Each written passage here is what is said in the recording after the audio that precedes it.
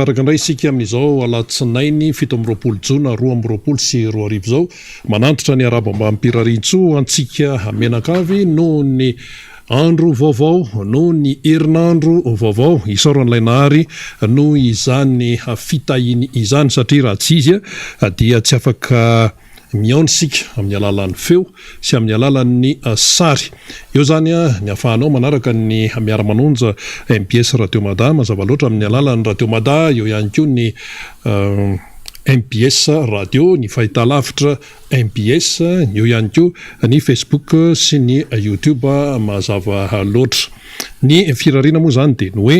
ny anarahanao ny afahanao manaraka ny fandarantsika hatramin'ny farany ka na ianao eto an-tanindrazana na ianao any ampitan-dranomasina dia hananterana ny arahaba ataontsika arahaba manjaka miadana samy mahazo ny rehetra na ny etontoerana na ny any ivelany any zany vidy iny ny fetim-pirenena dia miatrika ny fiainana andavanandro indray raha malagasy dia mifanontaniana mipetraka ny amin'ny hoe rehefa vita ny fetim-pirenena inona ny zavatra noratovina tao anatin'izany fety zany mitondra inona ho an'ny isam-batan'olona ny fanamariana ny fetim-pirenena inona ny iova amin'ny fiainan'ny malagasy manantena inona ilay malagasy aorinan'izany fanamariana ny fetim-pirenena izany fetim-pirenena andininy 12 no natrehana omaly zany hoe 12 zany raha malagasy no nanamarika ny fetim-pireneny 12 ary raha nanamarika fetim-pirenena 12 nanahoana ny vokatra zay lay afantaniana fa tsy hoe mariana ny fetim-pirenena isataona rehefa tonga ny 20 jona dia hoe tonga ny fetim-pirenena sabotsy melano iny zany ny tsika moa ny laty tamin'ity ny 20 jona dia ny sabotsy ny 15 jona hoe ndao anao arendriny le faso ny afo mange dia midobodoboka tsy midobodoboka eroa dia tonga ny 20 jona dia efa tony mahazatra ny fanamariana amin'izany dia mandeha matsy hoe sinsisa samy manangatsaina ny eny amin'ny isa-tokantrano 12 no nanamariana ny fetim-pirenena teto Madagasikara nanahoana ny vokatrizay ho an'ilay taraka malagasy ny faniriny ny tsirairay dia ny hoe miatsara ny fiainana ka tsy zay ve no fanirina tsy zay ve no etaetany tsirairay raha ohatra ianao zany eo amin'ny hoe asa fitadiavana dia hoe mba hoe mihatsara ny fidiram-bola raha ohatra ianao zany eo amin'ny hoe fianarana dia mba hoe mba miakatra ambonimbony kokoa tsy toy ny teo aloha intsony fa tsy misy manana heritreritra zany hoe eto no toerana misy dia hoe hijanona eo mandrakizay tsisy manana heritreritra an'izany na iza fa mba hoe hivoatra mba ny fiainana dia toy ny lanja miakatra izany ka eo amin'izay hoe fiainana isanandro zay no izahany tsirairay zany mba hoe miamivoatra ina moa dikany hoe miamivoatra miatsara ny fidiram-bola miatsara ny fahasalamana sinsisa zany hoe isaky ny avy manamarika ny fetim-pirenena zany dia tokony miatsara daholo manana fanantenana tsara dia tsara ny malagasy eo amin'ny lafiny sosialy eo amin'ny resaka toekarena eo amin'ny resaka fiara-miasa amin'ny anivelany eo amin'ny resaka kolotsaina ny kolotsainantsika dia hoe mba miamafy zany ny fankatoavantsika azy ny fankamamitsika azy miainga amin'ny teny malagasy izany rehetrarehetra zany ny fombatsika amin'ny malagasy zany no tokony ho izy averitsika indram-pandeny amin'ny hoe 12 zay zany antsoina hoe Madagasikara tenenina fa maleo tena izany satria efa tsy frantsay tsony no mitondra tsy zanatany tsony nanomboka tamin'ny 1970 tsy misy gouverneur frantsay intsony tetsy amin'ny lampanambotsy roatra moa nisy ny gouverneur frantsay nandritra ny fanjanahantany zany tsisy an'izany galeni zany tsony tsisy an'izany André Soukado zany tsony fa de efa hoe République Madagasikara maly io tena ary de fety be indroambempolo no nanamarika an'izay zay zany averimberina foana indroambempolo fanamariana faharoambempolo iny natao omaly iny eo amin'izany hoe fetin'ny fahaleovantena de mipetraka amin'izay ny fanontaniana manao hoe tao anatin'izay fanamariana ny verena ny fahaleovantena indroambempolo zay nanahoana ny fiainan'ny malagasy nyainga zany tany amin'ny régime Philibert Tsiranana satria izy zany ny tantana tamin'ny première république de mifandimby tonga aty amin'ny 2024 nanahoana ny fiainan'ny malagasy valiny ny ratsy amin'ny lafiny rehetra mihitsy io na ratsainy io na ara-toekarena io na miresaka sosialy io na miresaka fomba fisainana io na ny ara-panahy io voteny ny ara-panahy satria manjaka ny asan-demono zao amin'ny endriny isan-karazany mihitsy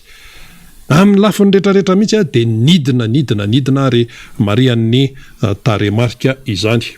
zay zany no fipetrany amin'izao fotoana zao tsy afaka hoe pasipasoana zany tsy afaka hoe sarotsaronina zany fa misy profo isak'izay resahana isak'izay tenenina de misy ny profo manamarika an'izany ary ao anatin'izay rehetrarehetra zay zany ilay vahoaka malagasy izay 80,900 no miaina any ambanin'ny fahantrana aty amin'ny faharoambempolo taona nanamariana amin'ny fiverena amin'ny fahaleovantena dia 900 malagasy no miaina any ambanin'ny fahantrana fa tamina nanamarika ny fiverena ny fahaleovantena voalohany tamin'le hoe 9 jona 1700 tsy ohatran'izao ny taremarika tompoko fa jerena daholo ny atao hoe ny voasoratra rehetrarehetra ny tantara dia azotsorina hoe mbola tsara ny faharom-piainan'ny malagasy ny vola marina hoe mbola atao anatin'ny hoe zone franc tam'izany fa hoe natanjaka ny vola satria raha mitondra tadidiko misy zay moa zany mbola tsy teraka tam'izany fa misy arsiva betsaka menamena be zay le arivo ariary tamin'ny première république mbola misy manana any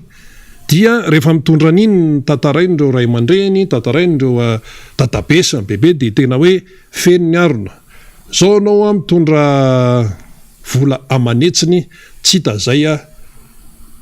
azo avy amin'le izy zay zany fanamariana kely fotsiny zany rahetsy vorontsiloza ray no azon'izany nefa raha hoe rahetsy zany maneno be le hoe rahetsy fa maneno amin'inona maneno amin'ny feoany fotsiny hoe rahetsy fa tsy mahazo zavatra firy la izy dikan'izany teny hoe mitotongana ny toe-karena Madagasikara mitotongana ny fiainan'ny malagasy zay zany mitotongana hatrany amin'ny toe-tsaina mitotongana ohatra fotsiny zao resaka hoe toe-tsaina sy ny fomba fitaizana ohatra zay tamin'ny mbola tany amin'ny primaire tany rehefa tsy mahay lesona dia voakapoka ny antrano voakapoka any ampianarana ary tany ampianarana moa zay tamin'ny primaire tany amin'ny sekoly katolika no nianatra misy vazaha de misy masera vazaha satria zay tany amin'ny école des sœurs teto Antananarivo teto sekoly anankiray misy vazaha masera de misy ny masera malagasy de misy ny teratany malagasy mampianatra dia rehefa tsy mahay lesona ianao na rehefa kamo ianao na rehefa tsy manaraka ny discipline ianao ny ampianarana tam'izany dia voakapoka voatsongo sofina mando alika ary tadidy tsara rehefa le tsy mahay lesona dia atao ohatran'izao le tanana ohatra zao de kapohana amin'ny règle mbola nisy natadidy an'izany tsika kapohana amin'ny règle de amin'izay zany hoe tena mba famporisihana mba hiezaka hianatra zany ny fitaizana tam'izany ohatra zany keo ny tany an-trano ihany keo zany dia rehefa maditra ianao dia voakapoka voavelaka sy izay hoe fantsiana ataon'ny ray aman-dreny zany fa amin'izao fotoan'izao tsy azo atao tsony ny mikapoka zanaka fa mampikatra zany ny fiovana daholo zany sationany fotsiny a zany moa mbola adihevitra hafa moa zany momba an'izy satria misy resaka kipitsipitso amin'ny PDB no natonga zany rehetrarehetra zany fa ny tiano tenenina fotsiny de hoe tena miova mihitsy ny fiainantsika amin'izao fotoana izao rapitaina ny tany aloha ohatra fotsiny zao tao amin'ny fanamariana ny 20 jona iny le omaly dia tena marina tokoa nga le fiteny hoe ity mbola tsisy nanao ohatra nataonyity fitondrana ity mihitsy hatramin'izay fa de nandeha zany le teo mamasina zany tiana tenenina le hoe fisarihana de hoe misy fisarihana satria fety ny andro dia ataony fisarihana de resaka hoe misy loka zany de hoe ny loka zany de hoe trano sy ohatran'izay fa zay loka any aloha iny mbola adihevitra hafa iny fa le foto-kevitra mihitsy hoe fisarihana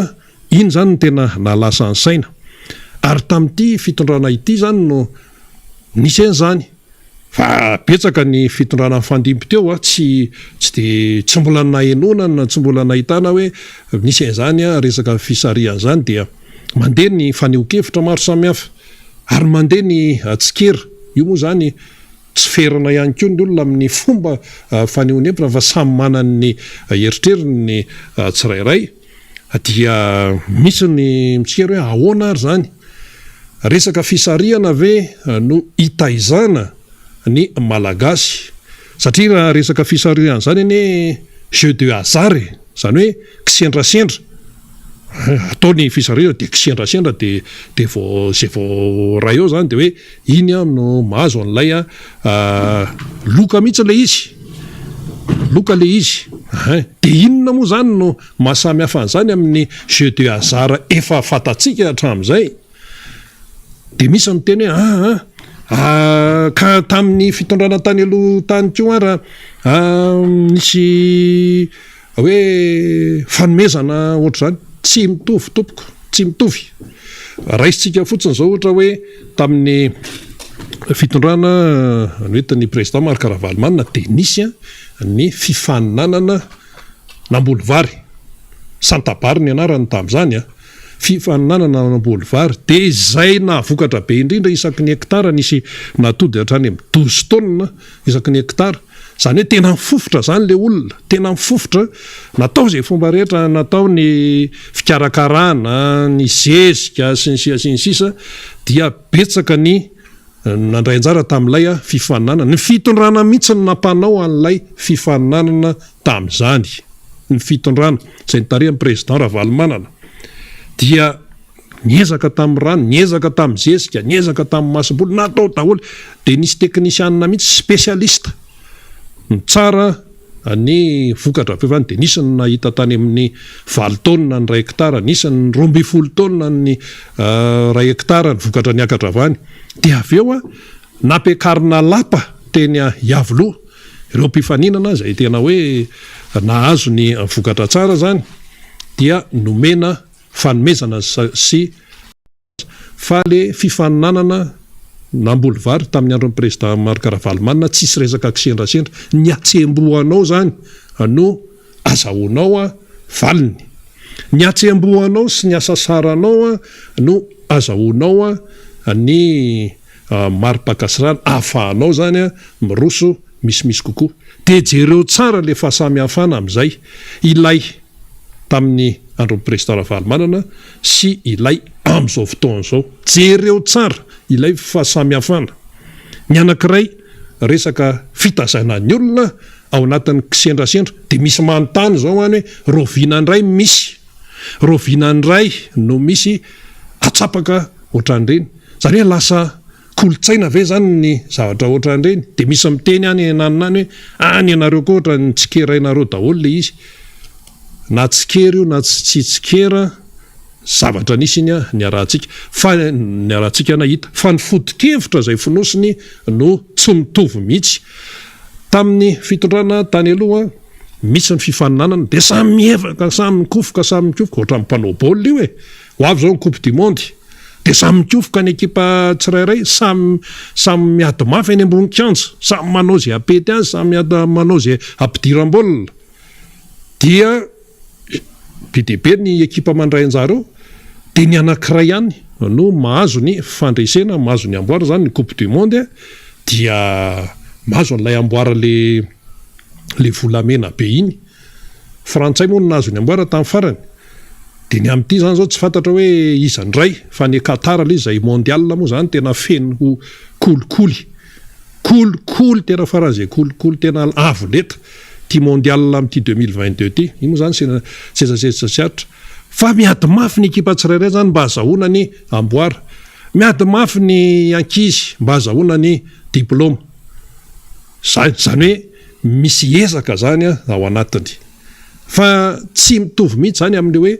ianao olona tsy niezaka tsy naninona tsy siasa nataonao tsy siasa ninona fa tezainy lay omeny lay fitondrana sehatra zany ny resaka hoe kisendrasendra dia zany no mamolavola ny toetsainy raha malagasy resaka kisendrasendra dia azagaga sika raha kamo mianatra ny zanaka ny gasy fa tonga dia etehitra fotsiny amin'ny resaka bizina tsy resaka hoe karazana bizina hoana satria hoe izay mpanao gazety mandehandeha ary manao fanadiadiana fa tena mahazo vahana amin'izao fotoana zao ny resaka hoe vao atao hoe may manisa hoe miakatrakatra kely any amin'ny 5e 4e tsy manana tsy tonga hatrany amin'ny 3e tsy tonga hatrany amin'ny BPG dia fa ao le saina hoe tsy zarangany dia bizina fa ohatrany tena ohatran mitovy ihany na manana diplôma na tsy manana diplôma dia lasa miankina amin'ilay kisendrasendra dia tsy gaga sika raha mahazo vahana ty loka isan-karazany rehetrarehetra ty tsy tena anarana loka eto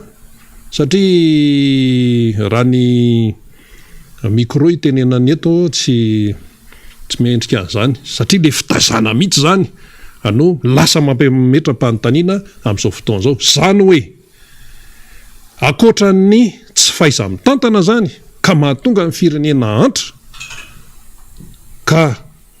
mahatonga ny sehatra raisam-pirenena tena variana dia variana amin'ny zavatra misy eto Madagasikara akoatra ny tsy faiza mitantana miteraka ny fahantrana dia anisa miteraka ny fahantrana ihany koa ny fitaizana tsy araka ny tokony ho izy ary io dia mipetraka foana hoe ny any etapony foana ny manome modely ka raha ohatra zany raisitsika amin'ny tony resaka hoe jeu de hasard resaka hoe kisendrasendra satria ho an'izay nahazo le zay kisendrasendra tamin'izay atsapaka nataotao mamasina tao zany dia faly izy eloko faly iziko izy tsy nitsatatra tsy naninona fa tonga dia nahazo dia hoe zay lay kisendrasendra dia iny zany dia na tiatsika na tsy tiatsika resaka fitaizana ireny ho an'ny olona tena misaina tsara fa tsy hoe zavatra mandeha ho azy fotsiny resaka fitaizana ireny ay zany ilay fitaizana dia misy fiantraikany tanteraka amin'ny fiainan'ny firenena anankiray zay le izy resaka fitaizana dia anyray zany dia isy koa zany tsy maintsy eritreritra indray zany hoe zay koa mba roviana no anjaranay roviana mba hipitika ty amiko ilay zavatra ohatraneny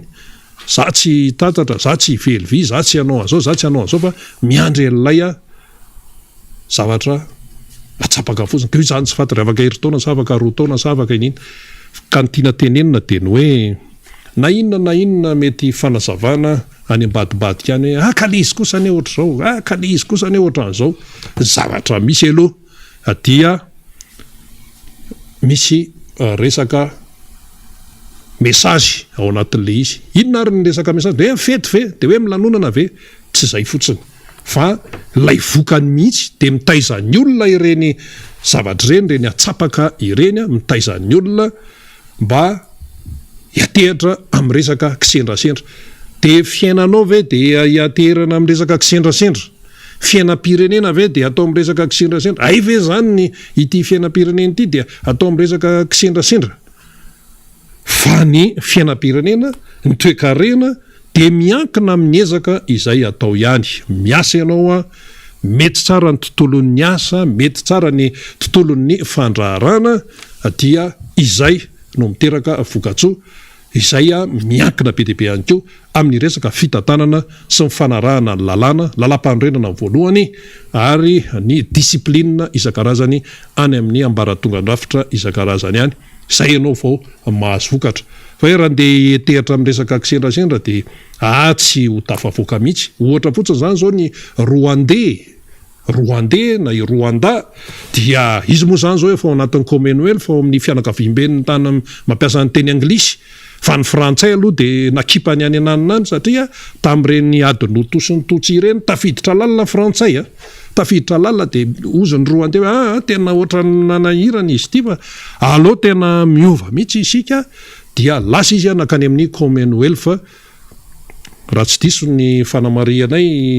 misy ny fivoriany ny Commonwealth dia nisan'ny tena hoe ketrika an'izany ny Rwandais dia jereo ny fandrosoan'ny Rwanda amin'izao fotoana izao mandana makany raha ohatra hoe tsy mino an'izany fa Rwanda zany zao dia anisan'ny firenena tena sangany aty Afrika tahaka andro Maroc dia efa tena misy métro zao any Maroc be dia be dia mandroso izany firenena zany isika ity aiza hoaiza no misy atsika faharoa fanamariana tao aoriana iny fanamariana ny fetim-pirenena iny zany tena moa le hoe fahaleovantena io zany amin'izao fotoana izao dia fanontaniana ngeza be mihitsy io fahaleovantena tena marina ve zany tena marina ve fa hoe mahaleo tena isika lesona ny ampianarana zany ary tena mpandraisana anjara mihitsy ny ankizy aneo hevitra teny mpampianatra hoe ahoana ny hevitrareo amin'izany hoe fahaleovantena zany dia le fahaleovantena zany raha ny zava-misy tamin'ny enimpolo sivinjato-sy-arivo dia aka mahaleo tena Madagasikara tsinona lasa repoblika lasa ny frantsay tsy misy gouverneur frantsay intsony mipetraka atao Ambotsiroatra tao mantsy ny toeram-piasan'ny gouverneur frantsay tamin'ny fanjanahantany tao amin'ny lapan'Ambotsiroatra io zany dia fa io tany misy lapan'Ambotsiroatra io rain'ilay arivony ny tompony io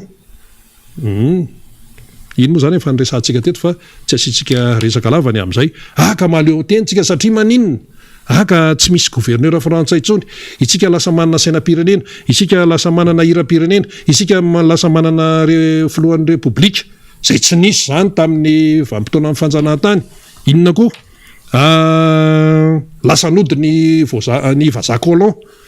io mbola resa be hoe tanina velan'ny colon dia lasa hoahoa be amin'izao fotoana izao isika lasa nanana folo alin-da izay zany zany rehetrarehetra zany no ilazana hoe mahaleo tena isika dia 20 jona dia mahaleo tena zany a Madagasikara zay zany aloha fomba fijery akapobeny zany fa rehefa tena sikirina zany rehefa tena trandrahana ny aminy hoe fahaleovantena ahoana ary io efa nisy tonkalona Tony Rado na i Georges Andriamanantena hoe fahaleovantena ahoana inona moa tena dikan'izany hoe fahaleovantena zany dikan'izany dia hoe tena hoe itsindro tsy metehatra amin'ny tsy metehatra amin'ny foi tsy vitany hoe fahaleovantena ara-politika fotsiny tompoko zay tsy vitany resaka zay fotsiny fa ny mahaleo tena zany ny tena zava-dehibe ao anatiny eo aloha ny rafitra politika hoe ianao zany manana fiandrianam-pirenenao sisa manana sainam-pirenena hiram-pirenena filoha-pirenena sy ny rehetrarehetra teny faneva sy ohatran'izany tompo-kase manana lapa-panjakana endrika isehoany ny repoblika daholo zany satria tsika repoblika fa ny eo amin'ny lafiny sehatra raisam-pirenena tena mahaleo tena ve Madagasikara ny eo amin'ny resaka toe-karena indrindrindrindra inony ty mbola manafatra vary ty no mariana omaliny ny 12 taona niverena ny fahaleovantena amin'ny Madagasikara fa mbola manafatra vary foana vary ve dia tsy ho vita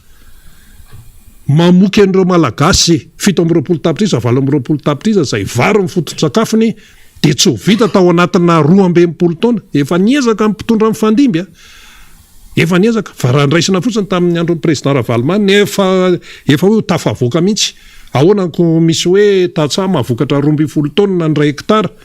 ka ahoana mbola nafarana vary ery anana re lasa misy hoe vary mora sisisisisa zao mbola tsy mahaleo tena foana amin'ny resaka vary io mantsy lasa fitaovana politika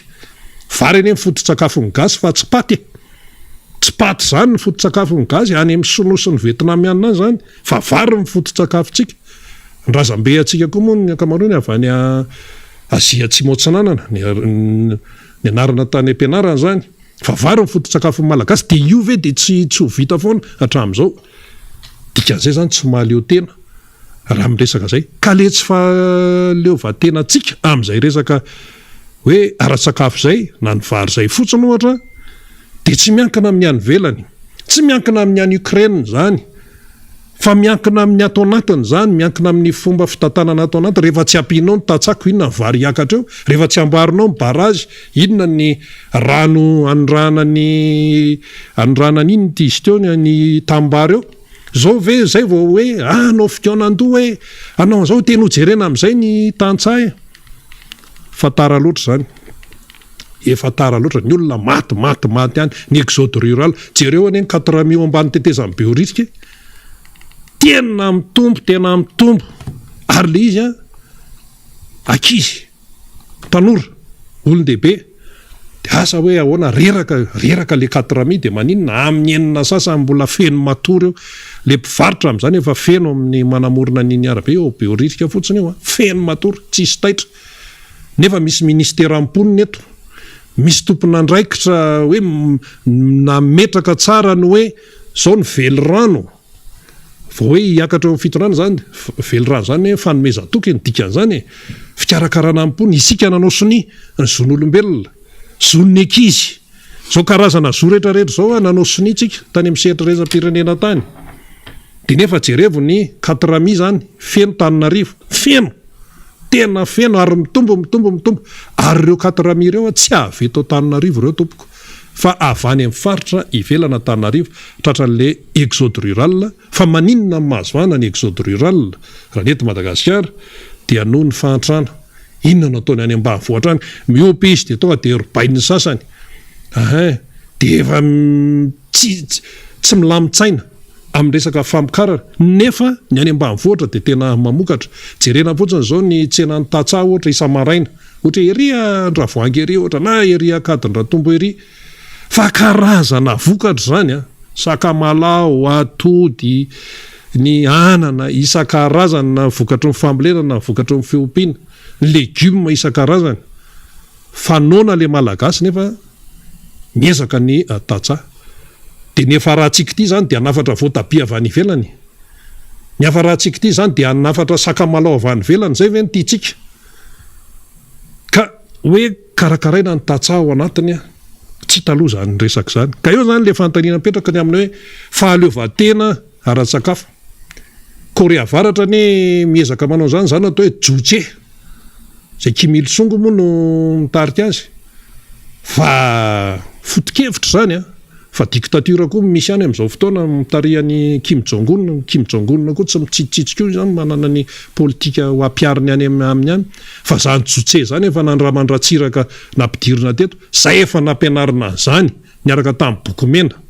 ka lizy foto-kevitra tena hoe foto-kevitra milay be tsara be fa ny fanatanterahana azy dia miankina amin'ny modely omeny ny mpitondra zay foana io miankina amin'ny modely omeny ny mpitondra foana ny andianan'le vahoaka zao ny modely omeny mpitondra de manaraka le vahoaka zao ny modely ary malagasy de zay ny toetrany ho an'ny mpandinika fiarahamonina ny malagasy tsy sarotra hoentin' zany zay moa de averimberina foana tsy sarotra hoentin' zany malagasy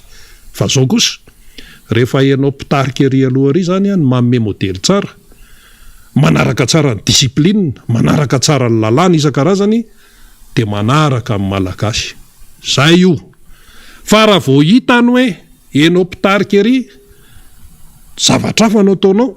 fantatran'le malagasy hoe izao ny lalàna izao ny lalam-panorenana nefa zavatra hafa no hitany de tsy anaraka koa izy zany ny toe-tsain'ny malagasy zany ary amin'ny ankapobeny toe-tsain'ny tatsinanana satria tsika amin'ny ankapobeny aloha tatsinanana amin'ny ankapobeny fa teoriana moa zany miditra ny civilisation tandrefana sy ny sisa tamin'ny andron-dradama voalohany de niditra ny civilisation hoy isika de lasa mifangarongaro amin'izay itsika mikitikitika hoe resaka razana zao ohatra hoe kitika razana fomba tatsinana zany fa ny amin'ny tandrefana tsy manao any zany dia zay zany no fipetrak'ilay raharaha tsy sarotra mitondra an'le malagasy fa miankina amin'ny modely izay omeny ny mpitondra azy any io fa matoa zany a tenenina hoe be menimenina le malagasy virehetra zao sinsisa le virehetra koa aloha tsy hoe virehetra amin'ny resaka fitafiana sy ny hoe tsy misasa ihany fa io koa le avirehetrana eo amin'ny resaka toetsaina zany mihitsy no efa fo de samy tsisy te alala samy mandeha amin'izay alehan'ny rehetrarehetra any nefa tsy zany mihitsy ny fotom-pisainana tena malagasy aterokalao firaisakina fihavanana zao moa zany de voizana hoe fitiavana ny lehibe indrindra lehibe amin'ny ahoana mbola fanontaniana betsaka be deaibe no mipetraka amin'izany fa ny toetsainy ny malagasy de tena manana ny maizy azy ka raha ohatra zany hoe tena nandeha tamin'ny tokony ho izy de ao ny fanarahana ny lalàna eo ny pitsipitsiny isan-karazany de tsy toy izao ny toerana misy amin'ny Madagasikara aty amin'ny 12 taona nanamariana ny fahaleovantena fiverenan'ny fahaleovantena ka ny tantaram-pirenentsika raha tsy haitsika ka ahoana raha moa zany miova daholo ty tantara ty ary zay ny tena isaorana mihitsy ny ireo mpandinika sy mpitrandraka ny tantara satria hatramin'izao ane de mbola manao ny aintsio zavatra ireo mpikaroka ireo mpampianatra mpikaroka mpampianatra eny amin'ny université amin'ny resaka tantara indray ty manao ny aintsio zavatra mihitsy amin'ny hoe inona marina ny tena momba ny Madagasikara fa lasa zavatra hafa no iainan'ny sy ampahafantarina ny taranaka malagasy ary ty mba tsejatseza-tsiatra rehefa dinianao zany ny tantara Madagasikara be deaibe any ny vahiny manoratra ny tantarantsika fa tena hoe isaorana mihitsy ireo teratany malagasy ireo mpampianatra be deaibe ireo mpikaroka amin'ny resaka tantara Madagasikara manao ny aintsio zatra teratany malagasy manoratra ny tantara fa mbola hoe vahiny no manoratra ny tantara tsy hoe ratsy akory fa ilaina ihany koa reny fa mbola hafa mihitsy zany hoe enao malagasy no manoratra ny tantaranao ary tantara marina tantara tena nisy fa tsy hoe enao malagasy no miteny hoe raha salama na varina tao am-pamarinana tsy mivazany no miteny an'izany fa sika eto Madagasikara no miteny an'izany zavatra diso be zany ohatra fotsiny zany dia zay le tena hoe ahoana moa no ahitantsika fandrosoana ao anatin'le izy ao anatin'ny zavatra mitranga zany am'tianantsika azy satria fa andray ny fitenena ny fanira zava-manantany de ny hoe raha mieritreritra ny androso isika tompoko raha mieritreritra ny ho tsara ny fiainan'ny malagasy de miankina amintsika ihany io zay aza mieritreritra ny any ivelana any miankina amintsika ihany miankina amintsika menakavy ihany io satria tsika miteny hoe firenena mahaleo tena raha mahaleo tena de karakarao raha ny tanyrazanao arovy raha ny taninao arovo ny volamenanao arovo ny terataninao matony hoe mbola misy mitsorika mandeha tsokosoko miondrana makany mayoty any efa tena ozy efa tena tsy hitantsosy atao eto de lasa manao ny tsy fanao be deaibe manao ny tsy fanao le izy fantatra hoe tsy fanao fa atao noho ny efa hoe verihevitra hoe inona moa zany ka tsy mety zay satria Madagasikara atsika mianakavy ity firenena ity zany dia maramparana atsika azy hoe fahaleovantena satria eo mantsy zany zao le sujet eo le resaka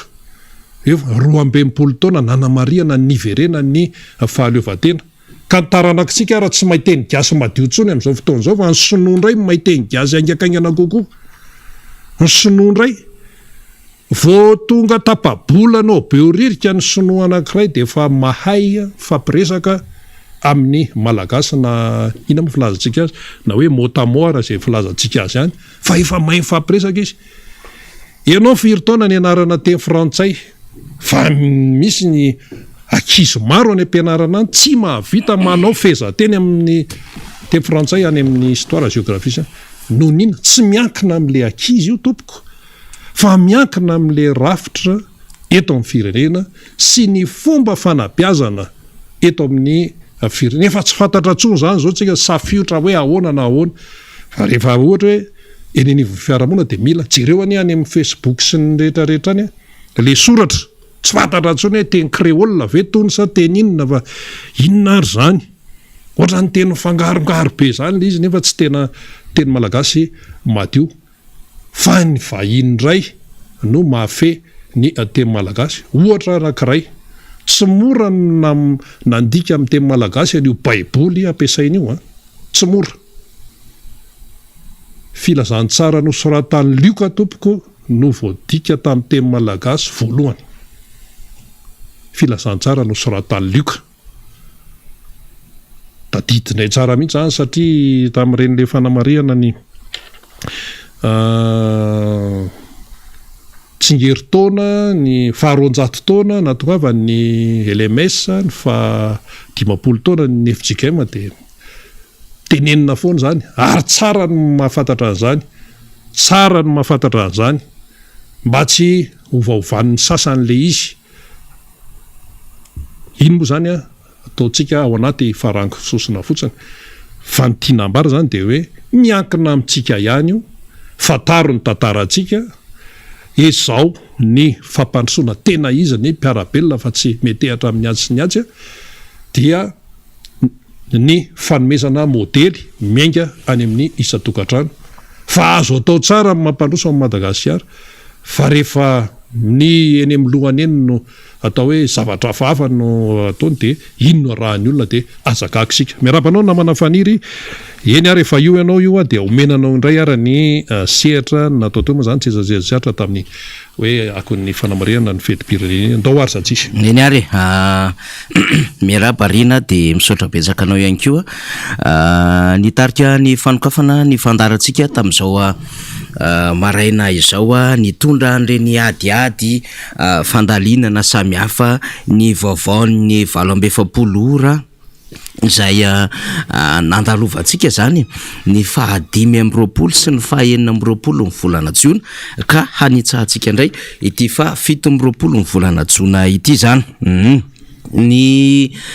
zava-dehibe de ny hoe na inona aloha zava-misy zany de voadingana foana aloha zany le 520 sy ny 920 ny volana Jiona saingy ny fankalazana le fetim-pirenena tsy mitovy mihoatra ny fankalazana zay ohatra hoe andeha ho any amin'le hoe 410 taona 510 taona lasa itsony isika zany raha zava-misy amin'izao fotoana zao fa io ohatra ny passage tsy maintsy mandeha anatin'ny calendrier grégoriana izy dia tsy maintsy andalovana de atao le fety zany fa le endriky ny fankalazana an'le fety tsy le fankalazana an'le fety le nahazatra taloha tsony zany de aka ohatra faran'izay tsotra Rina Rabe Mananjara ohatsika ampijery zay anaovana ny coucou bonjour anaovana ihany koa le vita sony fety sika rehetra miaraka amin'ny teknisiana no ambadika eo zany fa tonga de natsidoka aloha le zavatra satria efa maika iresaka an'le satria samy nahatsiaro tsika Rina tsika moa génération 70 dia samy nahatsiaro tsika ny amin'ny hoe rehefa nankalaza zany fetim-pirenena izany tamin'izany fotoana zany de io amin'ny fofeny fitiavana mihitsiny amina volonté ny olona rehetrarehetra io amina conviction mihitsy ny nandehanana tamin'izany ary ny ainga vao maraina hijero karazana matso ary niazakazaka teny amin'ny kianja ny Mahamasina tamin'izany fotoana zany de ny zavatra tena anamarika ary zay mbola atao anatin'izany tsaroana tsara dia nitondra sakafo mihitsy ny ray aman-dreny tamin'izany hijero matso zava-dehibe zany ary tamin'ny fahitalavitra moa tsisy afatsy ny TVM de ho an'izay tsy afaka nandeha mivantana zany dia mibranché tamin'ny TVM mijery tena hoe tena fetim-pianakaviana mihitsy le izy ary tena misy ampopo sy fitiavan-tanindrazana ao anatin'izany any amin'ny fanombohan'ny volana Jiona de efa mipetraka ny saina isa-tokantrano tsy misy manadino ary tsy misy fanetanana fefa tonga de mipetraka ny sainam-pirenena isa-tokantrano zany hoe vao manitsaka n'le volana Jiona iny zay andron'ny ankizy volan'ny ankizy fa efa fantatry ny rehetra hoe tsy maintsy ankalaza ny 20 ny volana Jiona sika de tsy mila hanaovana fandresen-dahatra tsy mila hitsofana sifflet tsy mila kapohana lakilosy tsy mila hitetezana tokantrano sy anaovana inona mojanty mobilisation sensibilisation amin'ny FBS amin'ny radio ny hoe antony ananganana saina tsy misy an'izany fa efa fantatry ny malagasy le fitiavan-tandrazana sy le am-pompirenena de ataon'le izy de atsangany ray volana amelohan'le fety ary tena efa miomana ny budget kely ao anatin'izany tokantrano zany de inona no manao anatin'izany tsotra be 3 ny oman'ny malagasy ao anatin'izany voalohany indrindra de hoe ahoana ny vola etrehana an'le fety 3 andro le 5 jona anaovana an'le fanahy le itondrana an'le arendrina zay réveillon le 26 juin de ny 9 jona le fety be zay mazava ho azy zany lay hanaovana mba finanakany ary malagasy tompoko rehefa 9 jona dia amin'ny akapobeny mamono akoho amamborona malagasy mandatsatra ao anatin'izany malagasy tena fiainana zany ary tena natao malagasy ho zava-dehibe zany dia zay zany l'économie kely le vola entina etrehana an'lay vidanina an'le arendrina samy hafa hoentin'le ankizy sy hoentin'le olon-dehibe ampisehoana ihany koa fa tena akatoavina lay fetim-pirenena ary ny saina ary de saika misolisa taona mihitsiny tsy saina malotoloto zany tsy saina efa rovidrovitra zany satria ray volana izy ipetraka eo foana matetika ary zay ny zava-misy ny climat eto Madagasikara ririnina sy mangatsika de be rivotra be de misolisa taona tsy lafo ny saina ary iain'ny malagasy nanamboatra an'izany sainam-pirenena zany sy ny firafitra zany sainam-pirenena zany hoe zao ny refiny zao ny fomba hikajina azy de manao an'le économie faharoa izy am'le vola holanina am'le karazana sakafo ary fahatelo gezabe ao anatin'izay de hoe miomana ny atrika indray ny enim-bolana faharoa satria tapitra ny volana jona de andeha ny volana jolay de matetika eo lay fiatrehana an'le fanadinam-panjakana mety misy fotoana lasa loha kely ny CPE anatin'ny volana jona de misy fotoana aorianan'izay ny BPC sy mibaka fa miomana am'izay koa ny malagasy zany retelo loatra tsy afa-misaraka ho avy am'izay zany tsika ny zava-misy am'izao fotoana zao de hoe zany ve ny zavatra ny aina le vaoka malagasy tamin'ity taona ity de samy mamaly ny rehetra tsy zany hatramin'ny omaly ariva ny tenako tamin'ny 5 sasana ny voky ny trano mbola nandeha niteny atsena teny sady nitondra ny ankizy de mbola feno arendrina tsy lafo de manontany an'le mpivarotra arendrina malagasy ianao hoe fa ahoana de tsisy tsena mihitsy raha mise fa le zavatra mipipika vita sinoa no mandeha be nefa raha tena fotom-pisainina ohatry ny nen'jareo indonesiana sy any am'ireo ny kolotsaina ela indrindra sy nahatra moa zany de ny kolotsaina sinoa rehefa fety jereo tsara na tambaovao io na feto andrareo indonesiana de miala ny toerana misy azy itadiavany ny indonesiana sy ny sinoa sy ny maleziana de lasa izy makany amin'ny taniny satria hiatrika tambaovao na hiatrika fetim-pirenena de mandefa an'le fanala na arendrina iny amin'ny rano de any mamirapiratra ny rano rehetrarehetra zay andalovana iny efa misy fomba fanaovana izany ka ny titoenena an'izany de hoe lasa tsy lina tsony am'le arendrina malagasy le misy antony lehibe le hoe fanala mitondra arendrina misy dikany lehibe nge le hoe afo panjakany misy dikany lehibe nge le hoe mitondra afo mandeha afo tsy maty mitondra le firedaredany le fitiavan-tandrazany fa tsy le jiro mipipika tsy sevo mihitsiny iny ara-kolotsaina ara-tantara tsy midikininina mihitsy iny le zavatra plastika kely vita sinoentina mandehandeha iny le lazera tsisy dika mihitsiny zany na lazera maintso na lazera maina de rehefa aveo nefa mamoaka didy indray le fanjakany tsy azo atao ny mampiasa lazera maintso nefa le lazera vela miditra eny amin'ny doanina ohatran'izany no fomba fankalazana n'le fetim-pirenena tena hoe miara-metana mihitsy ny rehetrarehetra de samy manao ezaka zay ny antony mahatonga ny hoe misy mizara arendrina tsy resaka récupération politique le izy ho an'ny mpanao politika fa hoe malagasy miara-mifanetana miara-mifaly ka samy mba hanana am'izay fanala na arendrina zay ny isa tokantrano zay ny antony ny fizarana an'iny de ho an'ny ray aman-dreny eo tanàna indrindrandrindra de manao ezaka kely na ho an'ny fokotany amin'ny akabeany teo aloha mividy izy amin'ny kesy pokotany eo na manao resaka demande na sponsorine na manodidina amin'ny fokotany eo sy ny ray aman-dreny de mividy arendrina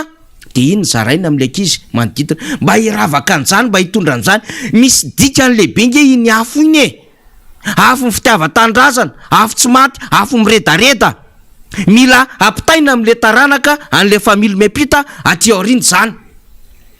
fa tsisy dika mihitsy ny zavatra mipipika kely vita sinoa iny faly ery ny sonofa mandeha aika ny anazy ny resaka commerce ny azy Zay de azy. efa mibahana ny tsena rehetrarehetra eto Madagasikara am'izao fotoana izao mbola resantsika zany rehefa avy eo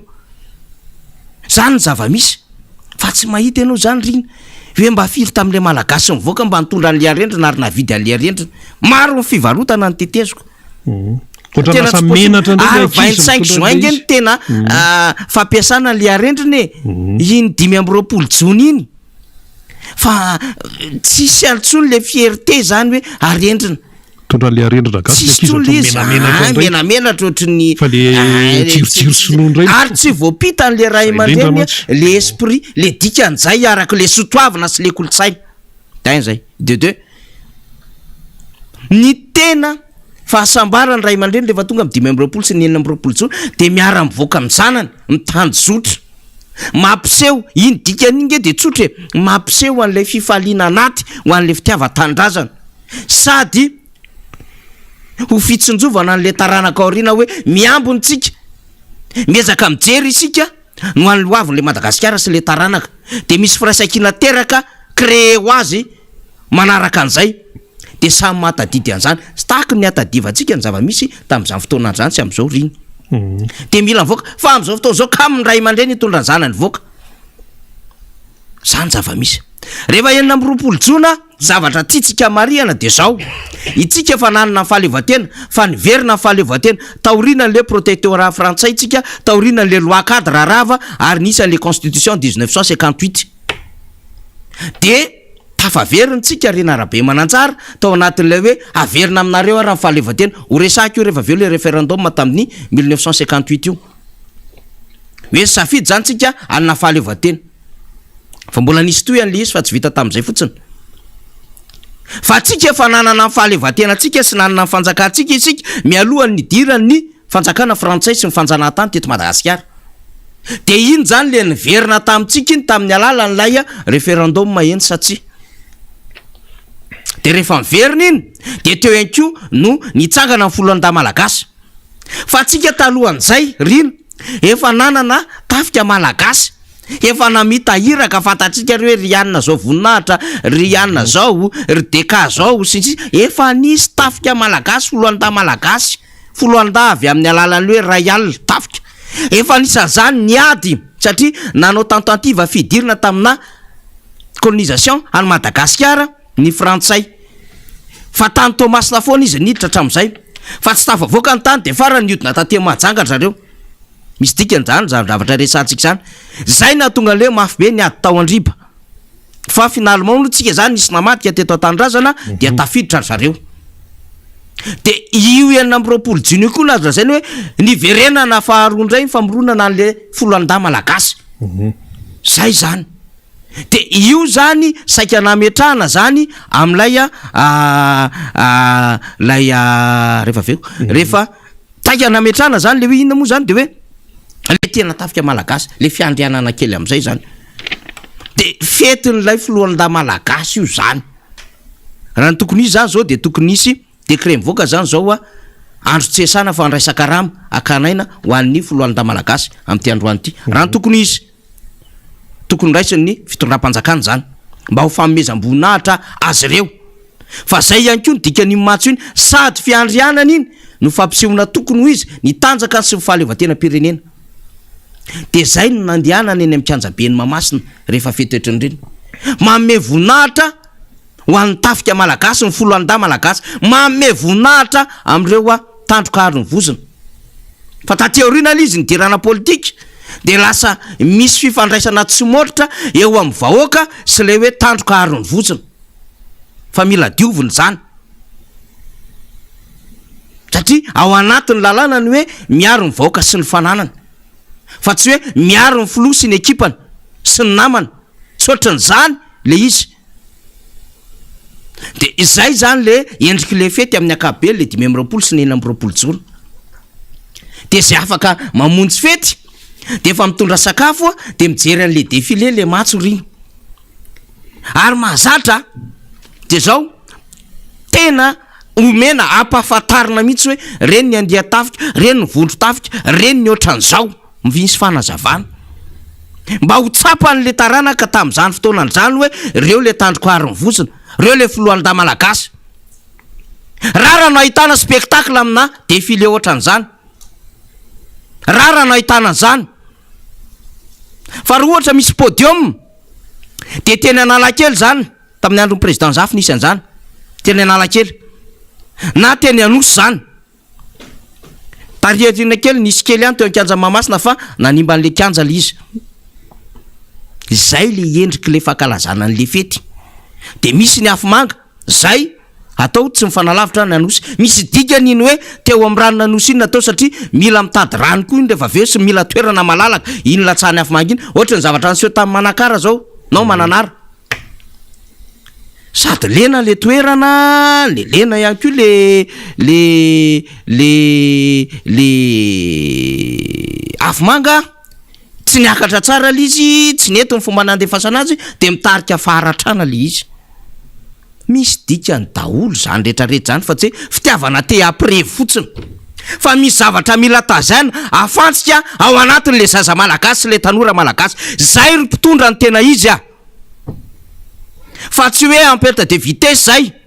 Na resaka côte de popularité fa vita tanteraka nareo am'izao fotoana zao, de mitady moyen privé nanaovana diversion le vahoaka malagasy. Zay sisa le zavatra ataony le fitondram-panjakana am'izao fotoana zao io. De manao am'le jeu de hasard ozy izy rina teo, le tombola. De tsy mety afaka tombola misy nge le mpitondra.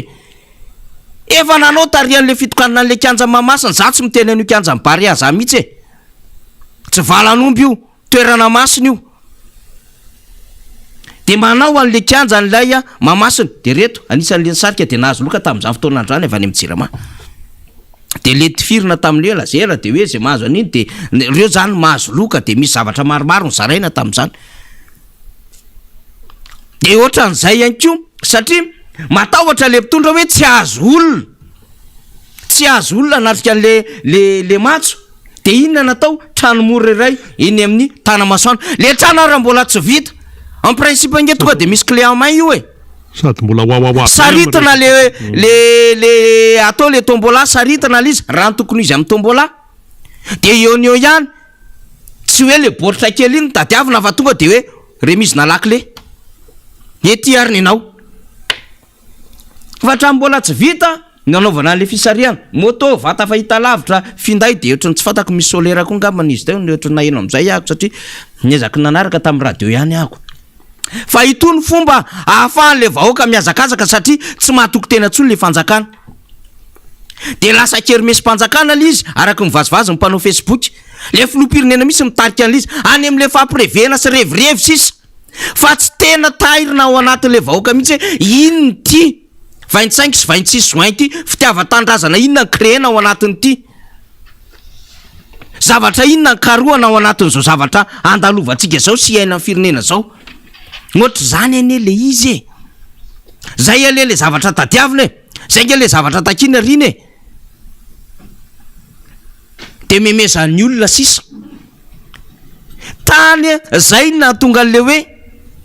ho any am'izay nanatrika an'ilay fetim-pirenena 20 taona lasa samy nahatsiaro teo Betongolo tompoko ny fanaovana kermesy. De miaramila no mikarakara azy, samy nahatsiaro an'izany rehetra. De tao le misy an'le manjony tavoangy rina, tao le misy an'le toraka kapoka, tao le misy an'le korsa ganagana, tao le misy an'le midina an'le paravy ery ambony ery am'le hazobe ery. Nafinaritra tamin'izany. Miaramila ny tafika malagasy, ny filohan'da malagasy mandray an-tanana an'le hetsika. Tsisy récupération politique, tsisy diversion, tsisy manipulation. Fa tena hoe fety ny tafika io, anjara ny tafika malagasy ny filohan'da azafady satria mitambatra ao daholo manko zay. Anjara ny filohan'da no mikarakara azy. De ano misy an'izany tombola zany, ano misy an'izany tikesarian zany, ano misy ny jony tavoangy, ano misy ny korsa bitro, ano misy ny korsa ganagana, ano misy ny toraka kapoka. Fa tsy eny mikanja Mahamasina ny filoham-pirenena manao azy,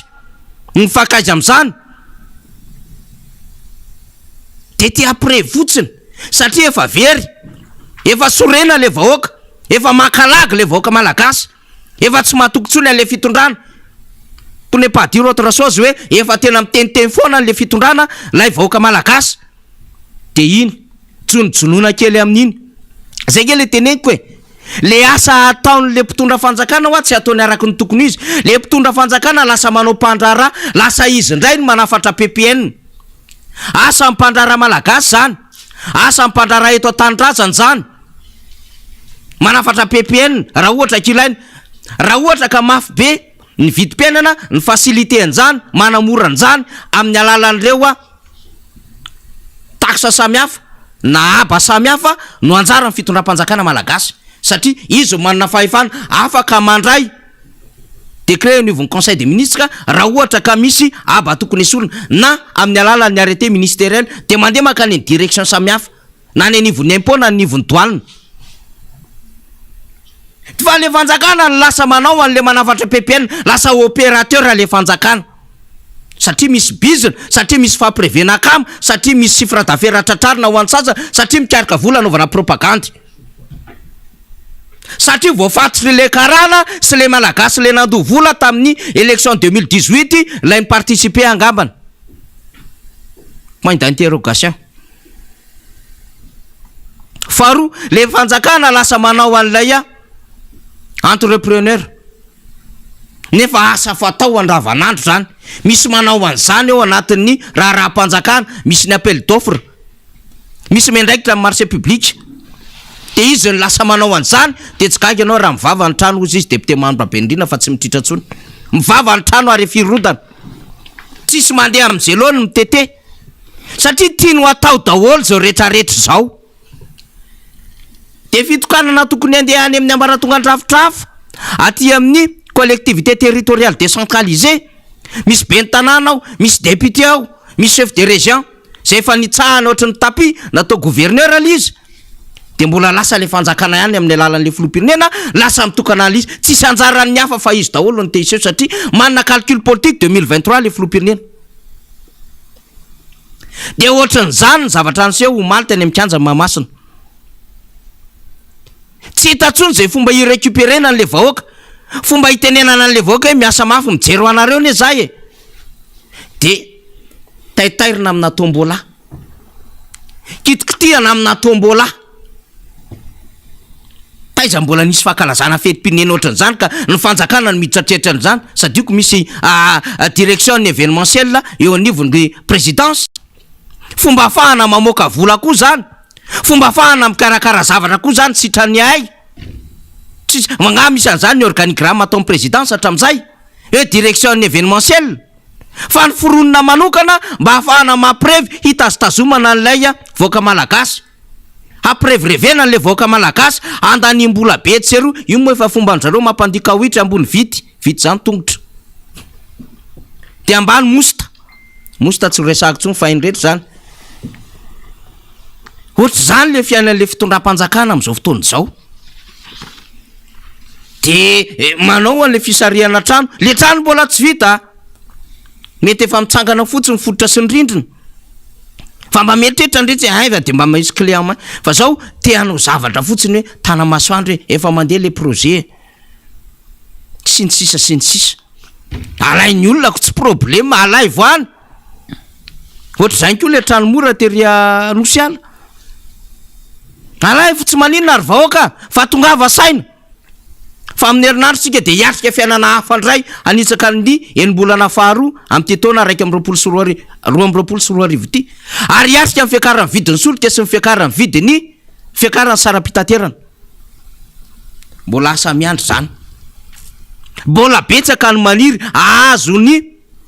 volana zay mbola tsy nisitrahany sy tsy niraisiny. Mitovana ny karama sy ny indemnité samihafa sy ny avantage. Betsaka ny zavatra mbola miandry. Mbola miandry amin'ny Girlande ny resaka fa hoe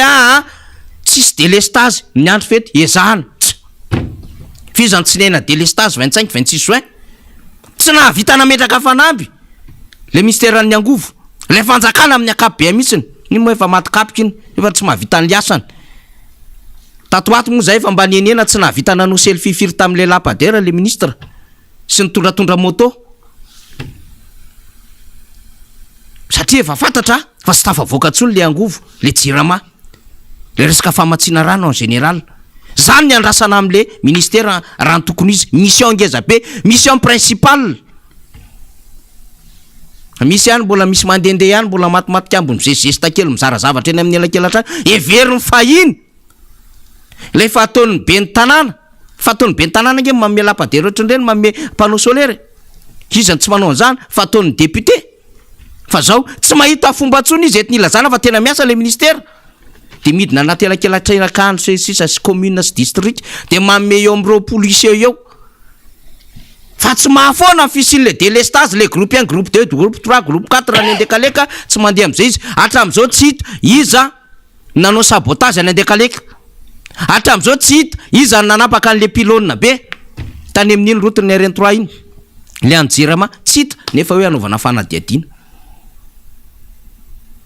zany zava-misy eto Madagasikara ko za hoe lay fety lay miverena fahaleovan-tena ampom-pirenena tena miboiboika io mila taizana ny taranaka fa tsy hoe fahaprevena fotsiny io hijery artiste tsy ohatran'izany ny artiste afaka jerevana foana isan'andro san'andro ary anaovana fety gratuit tokoteo efa misy podium eo fa le fomba hitazaina am'le malagasy andray mihitsy nlay am'le hoe misy ampo misy fitiava-tandrazana misy fierté nationale tovyany zany fa amin'ny teny frantsay tiako adika kely fotsiny izy ahoana ny andovana tsara ny ty Madagasikara ty mba fantatry ny rehetra ve ny vito am'ireo polo jona androany 1960 taoriny balle be 1960 enina am'ireo polo jona nisy signature ny accord cadre ny accord ny de coopération franco-malgache fantatry ny rehetra ve zany mbola misy ady mila atrehantsika fantatry ny rehetra ve fa nisy référendum manatao teto ta 1958 na tsika azo fahaleovan-tena na tsika mbola hiaraka amin'ny frantsay fa misy fandrika tam'izany raha eny de mena fahaleovan-tena tsika fa mbola mipetraka foana le communauté frantsay raha tsy dia mbola mijanona tsika fa zao ady natao tam'izany tsisy afa-tsy mifaritana Tananarivo tam'izany fotoana androany nanao tsy fa le reste 5 province nanao eny de sady nahazo fahaleovan-tena tsika no midroany natao anatin'le communauté amin'ny frantsay misy dikany daholo zany zavatra zany de raha va ny loi cadre nahazo constitution tsika nefa 7 amby 20 jona taty amin'ny mois d'avril izy ny parafena lay accord de coopération franco-malgache fa taty 27 juin 1960 ny siniena l'izy io amin'ny sary io mila fantatry ny rehetrarehetra zany e mila hitany rehetrarehetra zany e fa rehefa mijery tsika mbola betsaka ny zavatra voafandrika ato anatiny ity na resaka mine na resaka décision politique na resaka fiara-miasa am'ireo vokatra ato anaty ka aiza ny tokony alefa voalohany resaka matière première rehetrarehetra Madagasikara resaka fiandrianana amin'ny sisin-dranomasina sy ny sisy io mbola voaresaka atao anatin'ity daholo zany ny fanapahan-kevitra politika mbola voaresaka atao anatin'ity daholo zany de anjarantsika sy ny taranaka tateoriana sy mipitondra mila manazava an'izany mila manapaka an'izany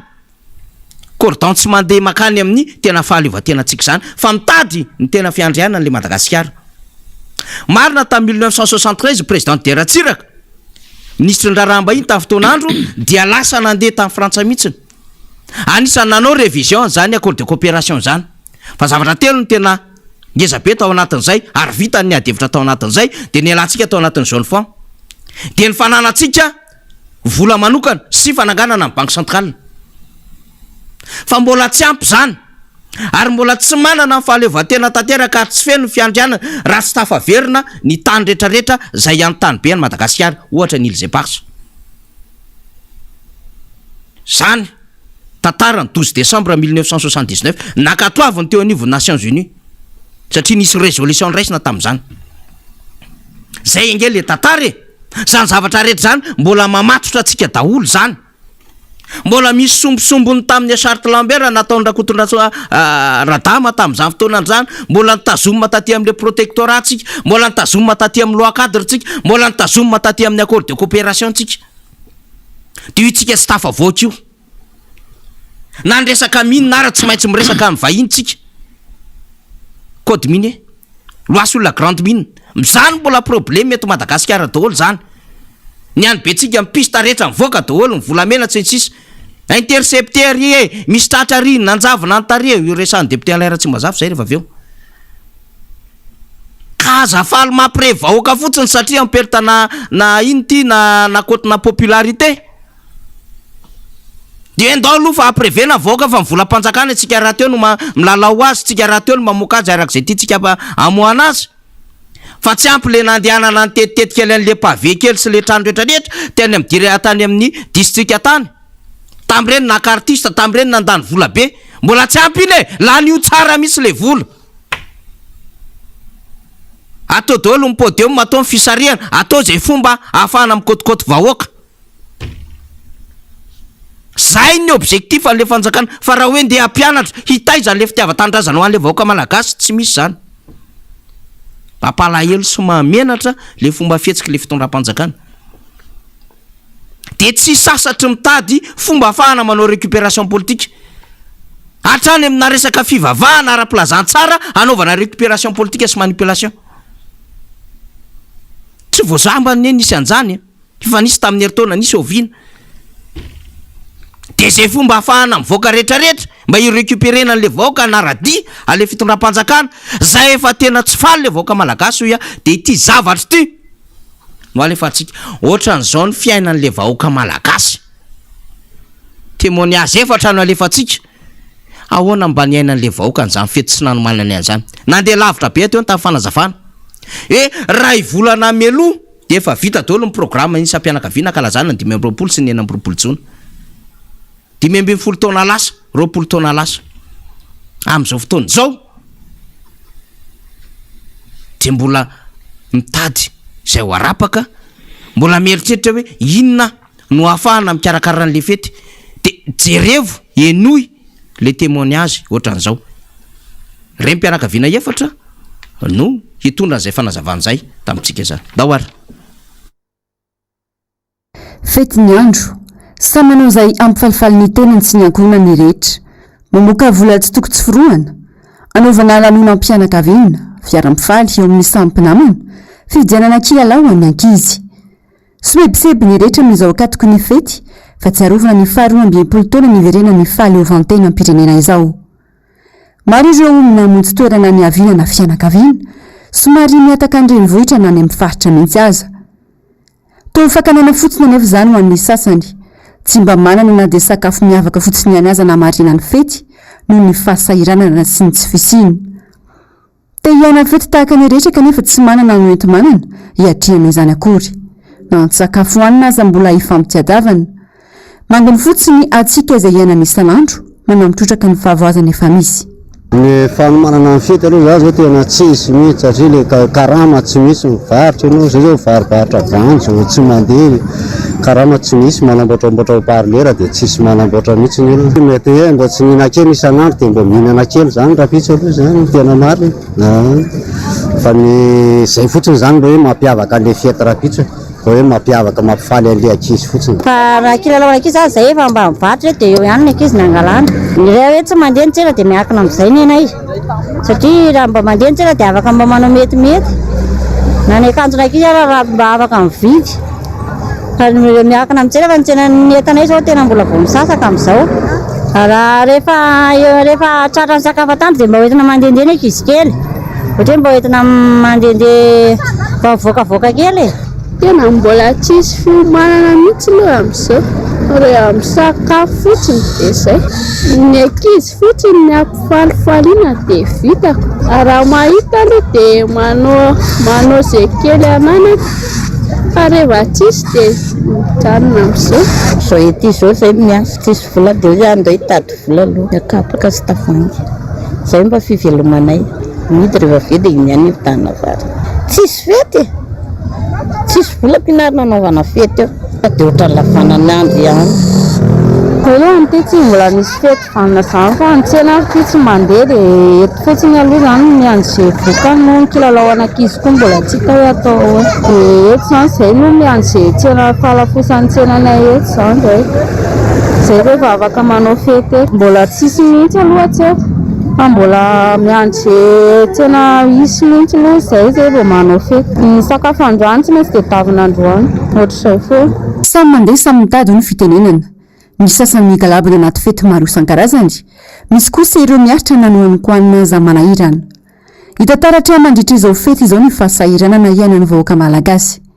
Ny fitondram-panjakana izay mamoaka sy mandany volany tapitrisany maro hanaovana fety aman-danonana ka ny firovahoaka ambany maso, rovitam-baririnina, miaina anaty fantrana, tsy mba misy fitonjovana sy fandraisana andraikitra, eny fanady amin'izao fety izao fotsiny ihany aza mba hitovian'ny rehetra. Hitarafan'izany fa ny maha olona mihitsy no tsy misy lanjany ary mbola misy fanavakavana ihany koa. Mamitina zavatra betsaka reny fanadadinina atao mpano gazety ny MBS reny. Tena mamitina zavatra betsaka reny satria tena sombony reny nalefatsika reny fa misy malagasy amatapitrisany ohatran'ireny. Mbola tsy vita mifety trangarainy aina komaly, tsy mbola vita. Enina amby roapolo jolona mitondra ny ankizy manao arendrina mivoaka ny trano. Ray mpianakaviana mangatabola. Hoe tsisy fray andehanana rapitso. Mivoaka fotsiny mba mijeny. Tena mampalahelo, mbola tsy vita le fety, le enina amby roapolo jolona, efa misy misambola mangatabola. Zany zavatra iainina amin'izao fotoana izao dia tranquille ve ny conscience an'reto mpitondra fanjakana reto hoe. Tena mise sentir tena hoe à l'aise, vita tena hoe ouf. Milamina ve le malagasy amin'izao situation zao. Tena situation forceps sisa le situation malagasy. Zay ny azo andikana amin'izao. Ndre mpianakaviana, ny ray mpianakaviana malala an'izany forceps zany. Sitra césarienne zany a. Tsy ny resaka voabasy ny resako amin'izany fa situation forceps zany. Zay ny aina an'le vahoaka malagasy amin'izao fotoana izao. Dia mba nanao fety ohatry ny rehetra ihany aloha. Fa tsy arak'ilay taizaina ho an'ny fitiavan-tanindrazana, ho tia mpiray tanindrazana aminy ny vahoaka malagasy. Tsy izay intsony zava-misy amin'izao fotoana izao fa après fotsiny loha reo. Fa tsika molina mibriguer les postes en 2023. Les pouvoirs plutôt 2023. Zay zany zava-misy amin'izao fotoana izao. Ka raha misy zavatra ahafahana manao récupération, vita ny 26 juin. 25 décembre indray zany. Efa iazakazaka efa miketriketrika indray manam-pahaizana zao anao récupération politique. Io moa tsy ny akaikikaiky. Afa raha misy zavatra azo foronina eny an-dalana eny arakaraky ny amafin'izao situation zao. Mba aveo député Alain Tsimbazafa ampimangotsika tsara mihitsy. Satria iresaka amin'izay ny votoaty ny loi de finance rectificative izy na ny LF. Betsaka ny zavatra tokony ho fantatsika eo. Ny forme ny resahanay teo aloha teo fa hiditra ny votoatiny amin'izay na ny fontsika zany. Efa eto akaiketo izy miaraba député Alain Tsimbazafa. Miarabanao namana faniry ary faly miaraba ihany koa ny vahoaka malagasy izay manaraka ny fandarana miara-manonja amin'izao fotoana izao ary vao maly moa tsika nankalaza ny fetim-pirenena namana faniry dia tsy mbola tara angamba ny arabanana ny vahoaka malagasy tsy vaky volo tratran'izany asaramanitra lehibe zany andro izay nankalazaintsika ny verenena ny fahaleovantena ho an'ny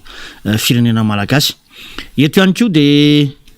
manao kompatanana ho an'ireo nampitondra izany amin'ny faritra Tanjombato iny namana faniry ny any amin'ny village famonjena Bongatsara any fa ny any andranona ohatrany fa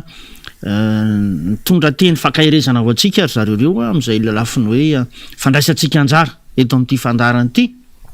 Dia nangatraka kompatanana satria dia azo lazaina hoe miondana mihitsy zany olona zany amin'ity fandarantsika ity namana faniry dia izay no anaovana kompatanana manareo mahafinaritra ny fanarahantsika ny fandarana tsy tapaka isan'andro indrindra ny fandarana izay maneho antsika an'izay le hoe zava-misy marina eto amin'ny tany sy ny firenena ary tsy ataontsika tompotra miono mihitsy ny vahoaka malagasy namana faniry mahakasika ny toe-draharaha rehetra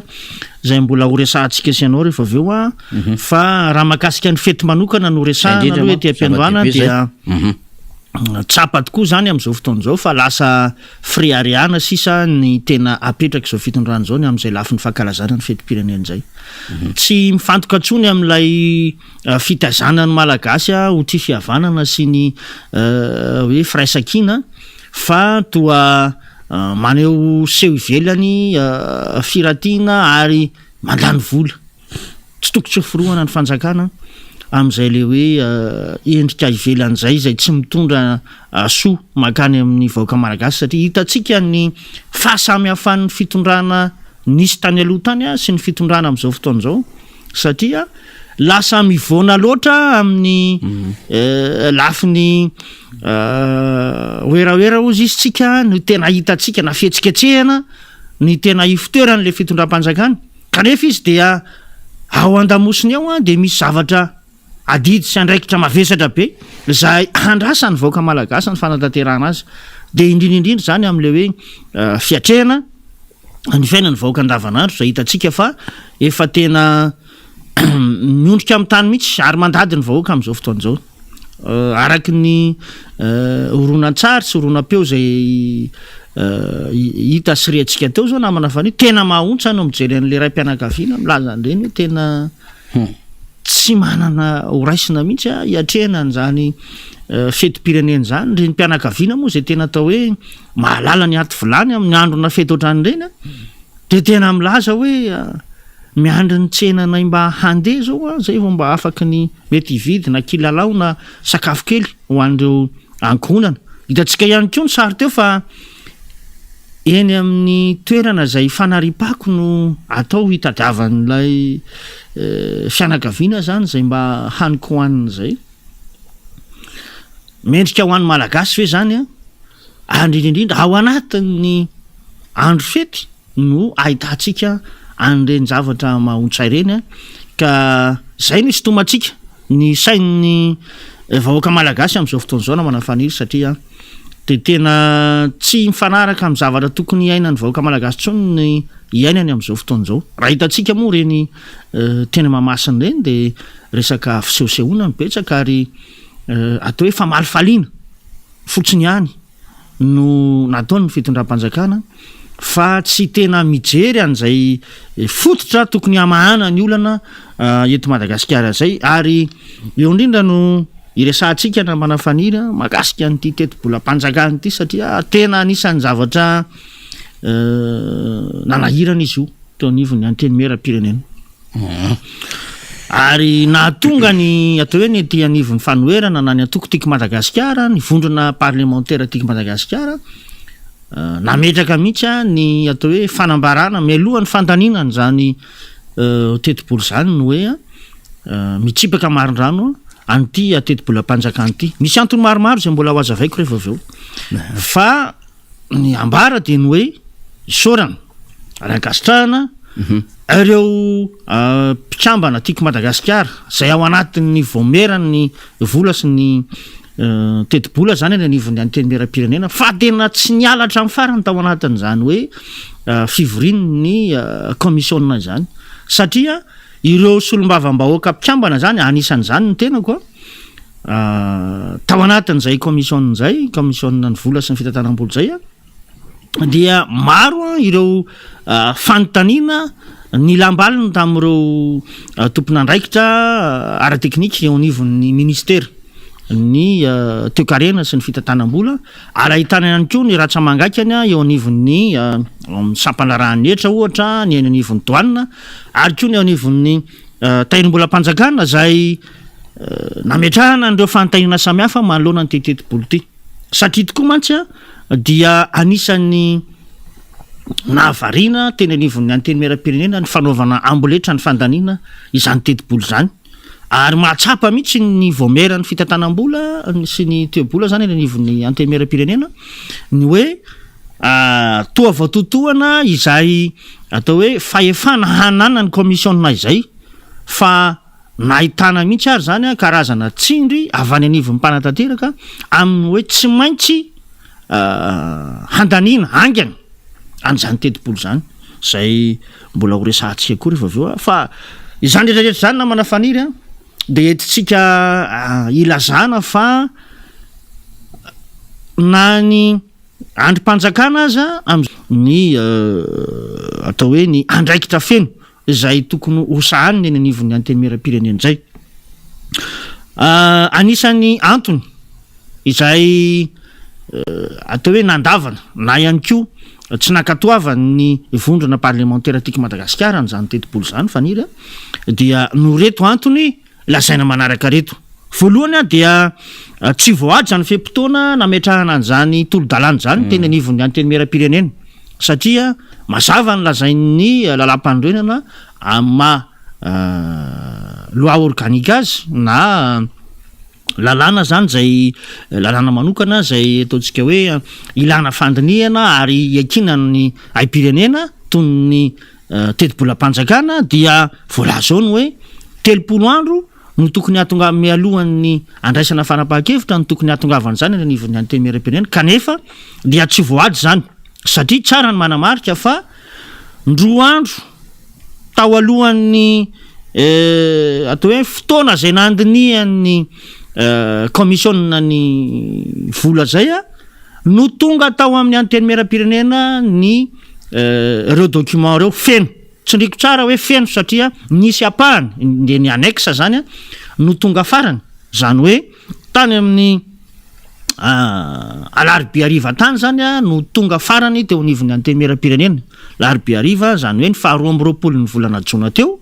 no tonga ny document farany mahakasika an'izay teti-bolam-panjakana hodinihan'ny solombavam-bahoaka izay. Ny alakamisy sy ny zoma zany hoe ny 17 ny volana jona sy ny 14 ny volana jona no hany fotoana nandinihan'ny teo anivon'ny commissionna an'izany teti-bolo zany. Marihana fa matevina de matevina ny boky mirakitra an'izany teti-bolam-panjakana zany a na de atao aza hoe hamaky an'io tsika maraina parivony andro a tsy ho vita hatramin'ny fandinihana azy raha ao anatin'ny 2 andro monja no ahafahan'ny eo anivon'ny commissionna mamoaka ny hevitra zany a mahakasika an'izay teti-bolam-panjakana zay. Anisan'ny nanamariako teo ihany koa na manafaniry ny hoe ny andron'ny azoma zany hoe ny 2 andro zany nandinihan'ny commissionna azy dia nahitana an'izay taratra tsindry avy any anivon'ny mpanatanteraka izay satria dia nisy antso manokana mihitsy tany anivon'ny fiatsona teny anivon'ny filohan'ny anteny mera-pirenena avy eo to nisy ny tsindry avany amin'ny mpanatanteraka nazo ny filohan'ny vondrona filohan'ny commissionna zany a mahakasika an'ity zavatra ity. Ahitantsika zay fa tsy manana ny fahafahany handinika lalan'ny teti-bola akory ny eo anivon'ny anteny mera-pirenena fa haitana an'izay endrika tsindry izay ka zay marianay hoe sy melohanay mihitsy no hoe ny fahefana anana ny mpanao lalàna mahakasika an'izany fanapahan-kevitra lehibe amin'ny resaka teti-bolam-panjakana zany. Akoatran'izay na manafaniry dia ahitana ihany koa ao anatin'io teti-bola io tsara ihany koa ny ifampizarana ho an'ny voaka malagasy amin'ny hoe akoatran'ireo trosa zay efa natao zany na nyratifiena teny anivon'ny anteny mera-pirenena tamin'ny LFI na ny hoe ny teti-bola lasitra tamin'ny zay nitanterahana tamin'ny volana oktobra tamin'ny heritaona dia mbola miampy ihany koa ireo trosa zay trosaitsika vahoaka malagasy ary atao hoe miopapany zany satria ireo tetikasa rehetra zay tanterahany eto amin'ny tany sy ny firenena de ny apahany betsaka dia trosa avokoa ary ireo taranaka faramandimy zany no handeha hanefan'izany satria dia raha tsy tena efa tsy reto anankitelo reto fotsiny ao ny hoe ratification de l'accord de financement relatif au projet pôle intégré de croissance agricole agro-industriel au sud de Madagascar phase 1 ity zao dia vatsininy ao anivon'ny bady avola zany dia mitetina hatrany amin'ny 5 720 000 unité de compte na manodidina eo amin'ny 63 milliards 995 eo ariary zany ny tetibidiny ity zay efainy vahoaka malagasy zany trosa vaovao hampidirina ao anatin'io teti-bolam-panjakana io. Akoatr'izay ihany koa ny fahitantsika an'ity le hoe projet d'appui au relèvement et à la résilience dans les 3 régions du sud. Io zany dia misy ihany koa zany famatsim-bola avy amin'ny FIDA na ny Fonds international de développement agricole zay fantatsika tsara fa nandalo fotoatsarotra ekeny zany ny tany atsimo zany amin'ny lafiny hoe tsy fanjari-tsakafo a ny kerezy nitrangatrany a fa mitetina hatrany amin'ny 6 270 000 € zany a na manodidina 26 milliards 760 millions any hoany ny tetibidiny zany trosa zay FMG sa ariary 26 milliards dariary zany a ny tetibidiny zany a tetikasy zany zay mbola trosaitsika malagasy ihany ko zany a volo zany akoatran'io a dia misy ny fanraterahana ny tetikasa flyover tsy anosy zato ekena fa atao tsimorano zany tetikasy zany mety asosy atsara nylay ataontsika eo amin'ny lafiny fifamoivozana fa saingy zao kosa ny zavatra marihana hoe ireo tetikasa rehetra ny tany saina teo reo a dia trosa avokoa ary raha io flyover io zao no resahana dia hatrany amina 100 milliards d'ariary 100 milliards 584 millions d'ariary ny tetibidiny zay 500 milliards de FMG ariary ny resahana fa raha FMG 500 raha FMG zany any amin'ny 500 milliards any hoany zay izy io a de ny banque arabe pour le développement économique en Afrique na ny BADEA no hamatsy vola azy ireny atao hoe satonany am'ireo famatsim-bola na trosaka be mbola tsy zanany reto mbola tsy intéressy fa rehefa mandeha de voakatra trosaka be mihitsy io a zay tsy mbola hitataovan'ny zanabola zany a izay mitany saiko teo zay a zay nampidirina ao anatiny io a LFR am'izao fotoana zao io a zay tsapanay ety anivon'ny solomavam-bahoaka tiky Madagasikara fa be loatra raha ny trosa zay zakainy ty firenetsika ty am'izao fotoana zao fa tokony hijery zany a no hoe fomba hafa ny fitondram-panjakana satria hitantsika fa tena sasatra miarina le firenena malagasy zany a am'ireo lafin'ny trosa isan-karazany reo am'izao fotoana zao fantatsika tsara fa sahirana ny firenetsika amin'ny zay lafin'ny fahafahana ara-boly zay raha hijery koa tsika ao anatin'ny io LFR io namana faniry dia anisan'ny nampisalasala anay teo anivon'ny vondrona parlementaire tiky Madagasikara ny hoe ndray fanapahan-kevitra ny fitondram-panjakana fa hamatsy vola 25 milliards d'ariary ho an'ny CNI anaovana ny refonte électorale eo moa zany 25 milliards virgule 2 ny tetibola zany ao anatin'io LFR io a zay amatsina zany a ny CNI anao an'le refonte anisan'ny zavatra nitakitsika teto amin'ny fandarana teto a ny anaovana ny refonte a mba ho fanajana ny lalàna velona eto amin'ny tany sy ny firenena saingy mampieritreritra de ty hoe raha ny teo anivon'ny CNI a de nanambara fa manodidina ny 50 milliards angamba raha zay diso a ny refonte ny tetibola ilaina anatanterahana ny refonte io atsasabola zany zao a no natokana am'izao tsika amin'ny teny zao kanefa dia ho tena ho tonga any amin'ny zay le lafin'ny fanadiovana ny liste électorale zay ve raha atsasabola ny tadiavina no entina anatanterahana azy mampieritreritra faharoa ihany koa de ny hoe miankindoha amin'ny fitondram-panjakana ve le CNI satria arak'izay hoe tokony indépendant na mahaleo tena zany CNI zany eto amintsika kanefa de ny fitondram-panjakana malagasy no mamatsy vola azy mety izy ve nitsindry manoloana am'izay fanadiovana zay hitatsika taratra tsara ireny atao hoe listra zay nahitana fiverimberenana anarana sy ny karapanondro sy ny sisy reny doublon tsika ny amtinantsika azy zay hitatsika tamin'ny fifidianana zany natrehana tamin'ireny 24 ireny ary anisan'ny tepoka zay nampiayahana ihany koa ety anivon'ny vondrona parlementaire tiky Madagasikara mahakasika ny LFR teny hoe ny fampiakarana 120 milliards d'ariary ny famatsina ny jirama raha efa nisy 380 milliards d'ariary efa hitataratra tao anatin'ny LFI zany zay nolanina tamin'ny taondasa raha tambatra ireo zany dia 500 milliards d'ariary ny vola hatokatsika amatsina ny jirama amin'ny taona 2024 ity atraizany efa mivokatry ny fiasan'ny jirama am'izao fotoana zao ary tiana ihany koa no misarika ny saitsika vahoaka malagasy fa raha vola be ohatr'izany no atokana ho an'ny jirama de tokony azo vokatra tsara tsika kanefa dia irahantsika mahita ny fahatapahan-jiro milava sy ny fahatapahan-drano zahay tena mampimenimenina ny vahoaka malagasy zany indrindraindrindra mafisiko ny an'ny faritra itosy makasika an'izay jiro sy rano zay tena atao hoe mijaly tanteraka ny vahoaka amin'iny faritra iny eo ihany koa nefa tsara ny manamarika fa ny vahoaka malagasy zay mampiasa nge an'ity jirama ty de tsara ihany na manafaniry no mitondra an'izay fanazavany zay no hoe ny 500 isanjato malagasy ihany no misitraka an'io herinaratra avy amin'ny jirama io kanefa dia vola be ao anatin'ny kitapom-bola mpanjakana no atokana ho amin'izany jirama zany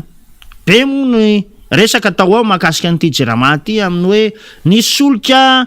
anarivony litatra tsy tonga tany amin'ny jirama na nisy nanodikodina na sahalala amin'izany 64,000 litres 64,000 litres mandeha ny anivony fitsarana amin'izao fotoan'izao zany manjavo ohatra mifanjavona amin'ny volamena ka zay nina mas nefa voalaza fa tonga somatsara ny taratasy tanatin'ny bon de livraison amin'ny lafiny fitantanana mihitsy zany no misy ny antsoina hoe gaboraraka ary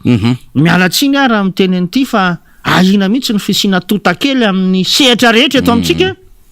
satria dia miseho avokoa reo alatra samihafa zay mbola ho resahantsika moa no mahakasika ny arenan-kibon'ny tany rehefa aveo ny fahaverezan'ny volamena sy ny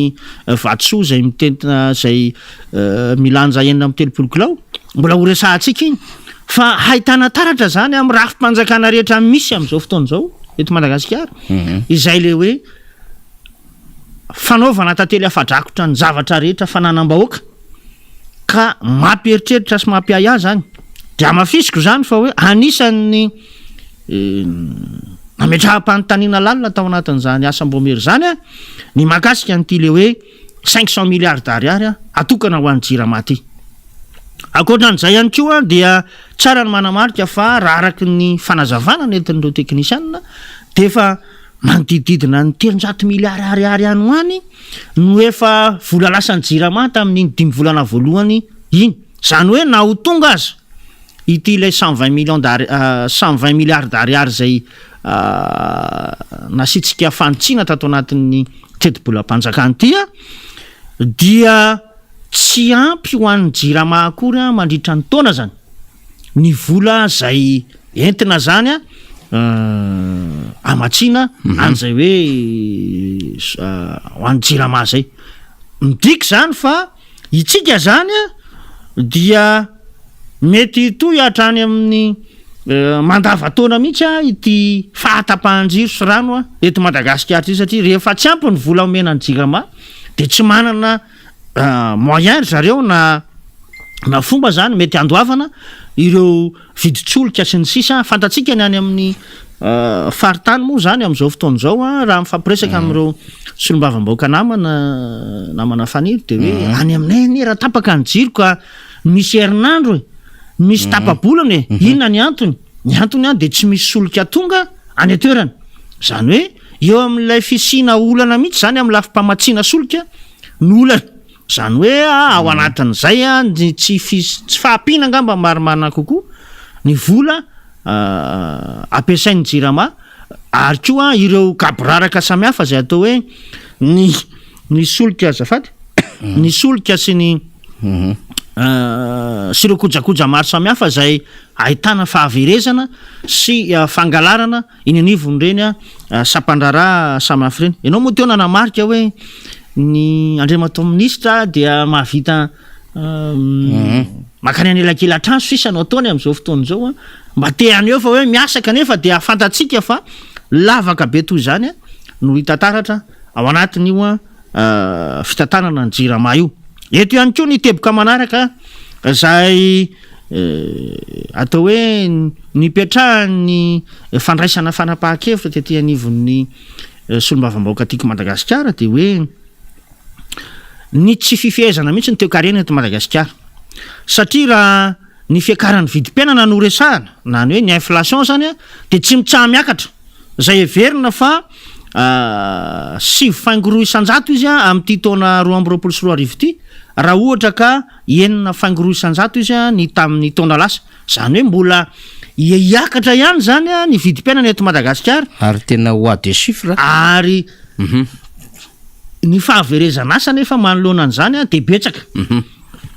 mazava ho azy hiteraka hatrany amin'ny tsy ny fahefa mividy zany a de tena hoe hitotongana tanteraka manoloana an'izany rehetrarehetra zany ary farany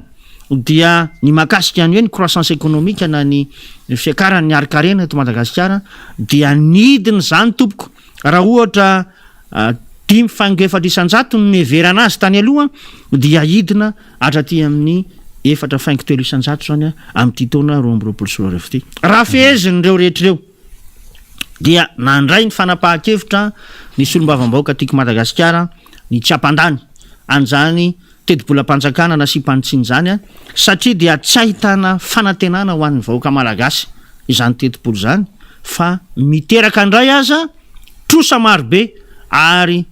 mitambesatra amin'ireo taranaka faramandimbya izany trosa miopapana ataon'ny fitondram-panjakana zany ka tsy horay ataontsika hoe ray petsapetra ao anatin'izany ety anivon'ny fanoherana fa mahita ary nandalina ary atao hoe ny fandraisana anjara betsaka indrindra raha atao anatin'izany commission zany de ireo solombavam-bahoaka tiako Madagasikara nanadiady ny makasika an'ireo pitsopitsony ao anatin'izany lalàna amin'ny feno teti-bola izany zay nga manamana faniry ny azo tsika ambara amin'izay lafiny teti-bola-panjakana na sipanitsina tena anivony any teny mera-pirenena zany ka mba tsy ho gaga ny vahoaka malagasy amin'ny fanapahan-kevitra zay niraisiny antoko tiako Madagasikara.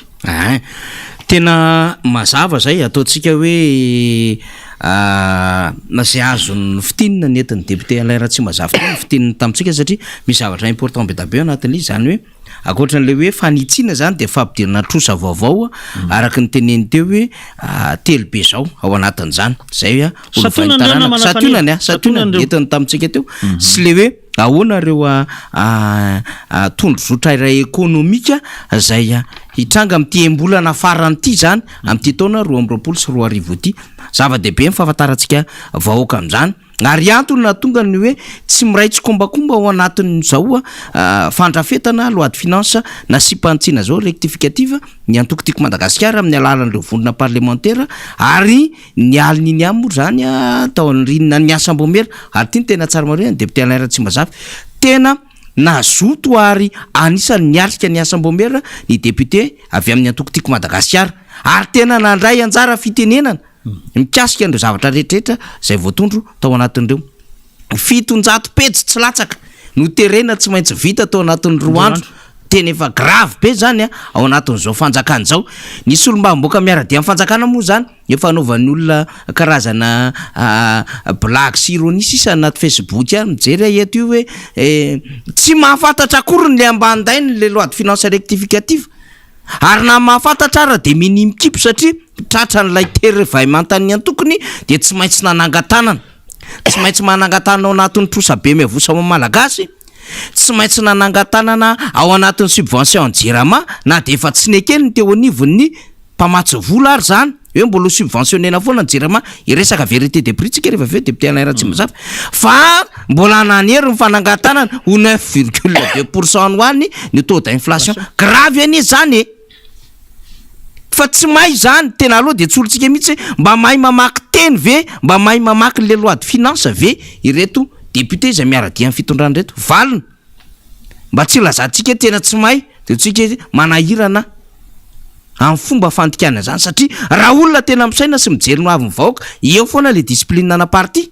solidarité ana parti fa tokony ihany mba handonda tabatra hijeryn'le hoe Saodia mba tsy mety kosa tsy rariny kosa mba tokony révisena mba tokony dinihana ny ohatran'izao hatramina refonte ary moa de hitantsika amin'izany hoe io ny vola anaovana an'lizy mbola sy tapitra ny devitra fa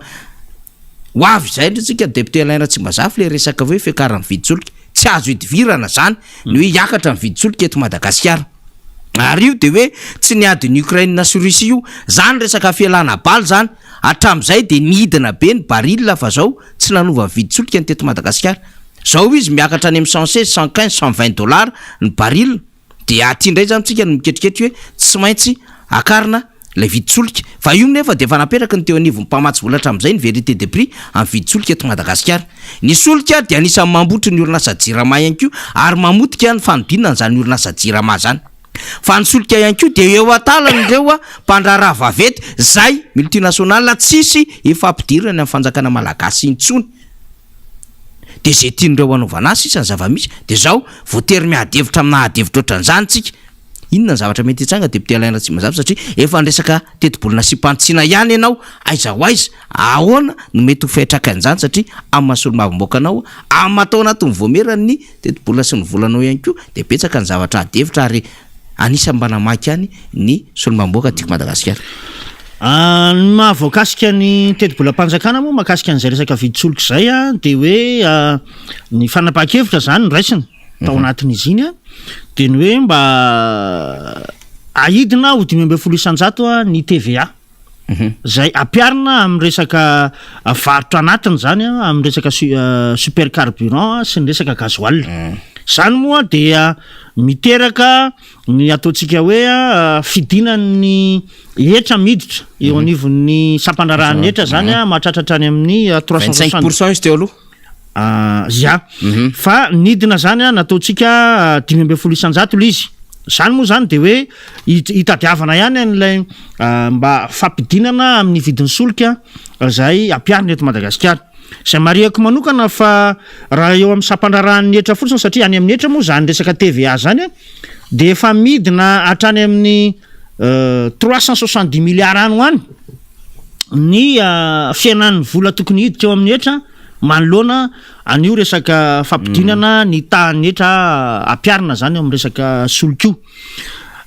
zany moa de ahitana taratra hoe mahay volotratra ny fitondram-panjakana amin'izay le lafin'ny fiakaran'ny vidin'ny solika zay tsy azo anoharana ary kiondalana tsy maintsy irsonina ny izay lafiny hoe fampiakarana ny natao hoe tsy fampiakarana moa zany fa hoe ny fametrahana amin'ny vidin'ny araka ny tokony ho izy ny viditsolika eto Madagasikara zay takin'ireo mpamatsy vola iraisam-pirenena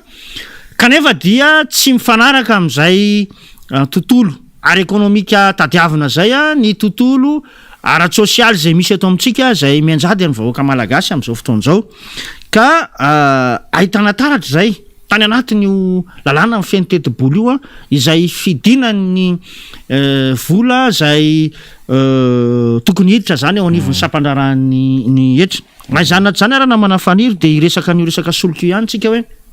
efa vononao moa ny teknisianina asa raha azo alefa ny mahakasika an'le hoe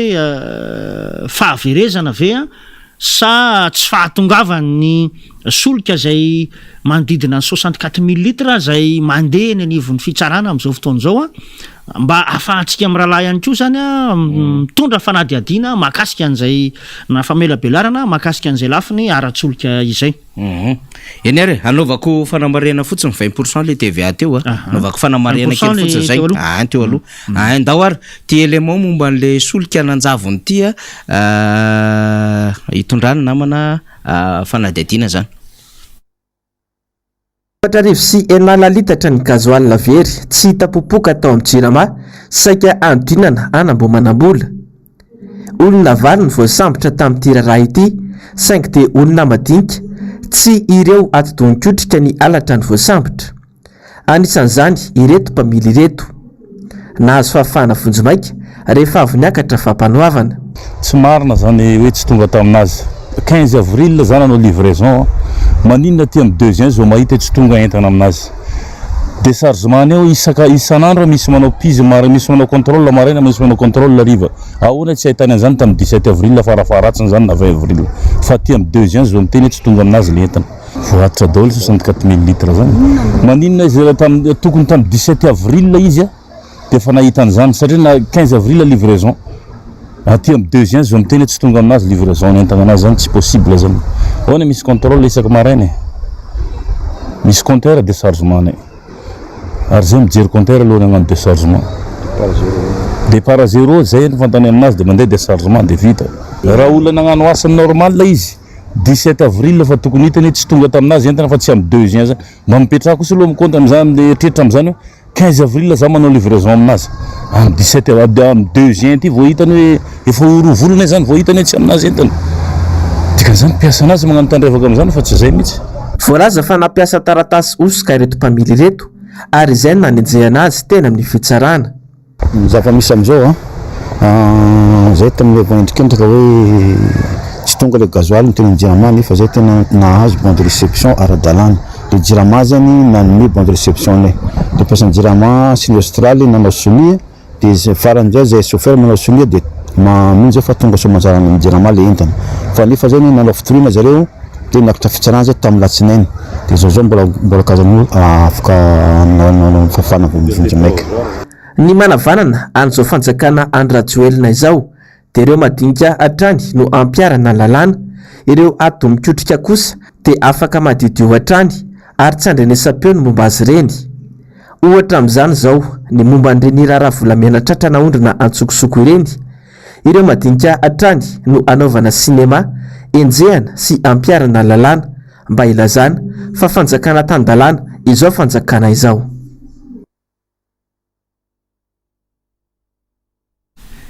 Ya izy a député Alain tsy mazafy ninitsika nalefa daholo zany tena misy zavatra misavorita keto amin'ny tanàna de zava-dehibe kosa aloha mba nahazona ny version an'le chauffeur nanao livraison zany a Erika sy Gervais lay chauffeur nanao livraison tamin'ny fahadimy volana avril zany hoe ny livrenay re 64 000 litres reo ary nahazo bon de réception zay. Ahona ny lazana aty amin'ny 2 juin hoe tsy livre reo gasoil 64 000 litres zay nalefa tany amin'ny Jirama reo. De miakatra fitsarana le rara misavorita zany le zava-misy amin'izao fotoana zao député Alain tsy mazafy sady etsitsika ilazana amin'le resaka hoe manana problème na resaka gouvernance zany ny fanjakana manomboka l'exemple vient d'en haut hatrany amin'ny lehibeany faratapony mandra-pahatonga aty amin'le direction aty amin'le département aty amin'ny service sy ny sisa na division tsy haitsontsika zany fa tena mikorotana le rara député Alain tsy mazafy. Marina mihitsy zany voalazanao zany na manafaniry satria de mampieritreritra ny zavatra ohatr' zany hoe 64 000 litres betsaka ange zany kanefa dia ahitana zany amin'izay le hoe kaboraraka ny fitantanana anjandrara zany. Ny Jirama ataoko fa efa 10 taonany maro ny joany ary teknisianina atao hoe manana ny mahizy azy any amin'ny sampandara samihafa any fa matoa amin'ny trango zany zavatra zany de efa tafiditra ny anatin'ireny sampandara reny mihitsy le totakely zay atao hoe mamotika tanteraka mihitsy zany amin'ny fampandehanan-draharaha eto amin'ny tany sy ny firenena satria dia mipetraka mihitsy zany any amin'ireny tompona andraikitra ireny zay hoe endrika alatra ho an'ny ataontsika hoe ny fananany vahoaka malagasy. Ary zay koa moa ny taritatsika na manafaniry amin'izao fotoana zao mahakasika an'le volamena sy vatosoa zay milanja manodidina amin'ny 9 kilao zay tao amin'ny ministeran'ny arenakibony tany zay tena naberesaka ny maro tao anatin'iny faraparany herinandro iny. Ary nisy mihitsy moa ny fiakaran'ny ministry ny arenakibony tany amin'izao fotoana zao tamin'ny fahita lavitra tsy miankina anankiray zay nahitana loharanom-baovao fa tsy tamin'ny fotoana zay nitantanany amin'izao fotoana zao nisy ny fahaverezana fa efa tany aloha ary efa nisy mihitsy fitsirihana nataon'ny vaty tany tamin'izany fotoana zany. Ny fanontaniana zany amin'izao fotoana zao de hoe maninona ireo ministra teo aloha mitantana an'izany ministera zany no tsy nahita teny nefa de tamin'ny vanim-potoana zay nitantanan'rareo le ministera zany mitrangany zany fahaverezan'ny 9 kilao na volamena sy vatosoa zany. Ary eo ihany mbola anamafisako manoloana n'ireo mpitantana teo aloha zany hoe asa faratsika tsara fa nandalo tao anatin'izany ministera zany ange par intérim amin'ny prime ministre amin'izao fotoana zao nandalo tao ange ny mialatsiny manonona anarana ny ministra Ravokatra ary mialatsiny ihany koa manonona anarana ilay ministra tao anatin'ny 3 andro Andriamatoa Bruce zany zay 3 andro ny tantanany an'izany ministera zany de izy nametra-pelana iny moa raha ny loharanom-baovao hitatsika ireo olona nitantana teo aloha reo zany de naninona tsy nisy ny joro sy nanambara tamin'ny vahoaka malagasy fa misy zany fahaverezana na ihany koa fanaovana osoka mihitsy satria hoe navoaka zany volamena sy vatosoa zany ary nosoloana karazana korotamby zay ngambany azo ilazana azy nosoloana korotamby ary raha ny fanazavan'le ministra amin'izao fotoana zao de hoe tsy maintsy olona roa samihafa no ndray mitazona ny laklea ary ny ray a mitazona ny kody zany hoe mazava be nge zany ny tompona ndraikitra zay tena tompo ny fanalahidy zany a de tsy afaka aloha am'ty raharaha ty fa ny fanontaniana ihany keo de hoe misy olona ve miraitsy kombakomba aminy am'izay toedraraha zay satria naninona no vitan'zao fitondrany zao no mipasiko any domy raha izay ny ilazana azy rehefa nitrangy olana io tany aloha tany naninona no nampangininy zany ndaraha zany fa ankehitriny a nisy olona sanjoro misitra am'izao fotoana zao nanambara ny vahoaka malagasy apabe maso tamin'ny alalan'ny conférence de presse fa nisy ny fahaverezana ny harem-pirenena zay volamena sy vatosoa milanjatra ny amin'ny 3 kilao izany rehetrarehetra zany namana faniry de ahitantsika an'le taratry lay ataontsika hoe gaboraraka eo amin'ny lafim-pitantanana eto amin'ity fireneny ity ataona moa nampanginany hoe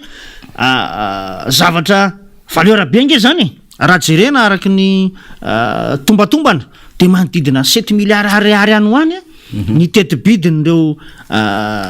zavatra very eo zany ipetrapotsiny am'izao ve ny fitondram-panjakana ary ny fanontaniana ihany keo de zao hoe mialatsy ny tompoko fa hanisany hoe nytatana an'izany ministera zany vonjomaika anaparana intérim ny lehibe ny gouvernement tam'izao fotoana zao fa raha ny loharanom-baovao renay de hoe ny anivon'ny primature ny manao ny fanadiadiana zay mahalasa saina ihany hoe io ve tsy sady juge ny parti osytsika ao anatin'izany toedraraha zany tsy sanatria hoe manondro olona avy atrany tsika nasala am'izany eto namana faniry fa ao anatin'ny fanadiadiana no ahitana marina fa aiano apetratsika satria mba isiny zay le ataontsika hoe neutralité zay amin'ny lafin'ny fanadiadiana de tsara angamba raha sapandraraha hafa mihitsy no manao azy satria lasa ahina ny mety hoe ho aliko anatsindry manoloana an'lay fanadiadiana zay mety ataony reo tompona andraikitra ara teknika mahakasika an'izany fa zany moa zany ny zavatra misy eto amin'ny tany sy ny firenena am'izao fotoana zao ary mampieritreritra ny hoe raha mbola izao ve no hitatanana nyity firenena ity hanaovana tantely afadrakotra avokoa ny arem-pirenena rehetra eto Madagasikara inona ny soa handrasany reto vahoaka malagasy reto sisa raha toy izao foana ny zavatra mitranga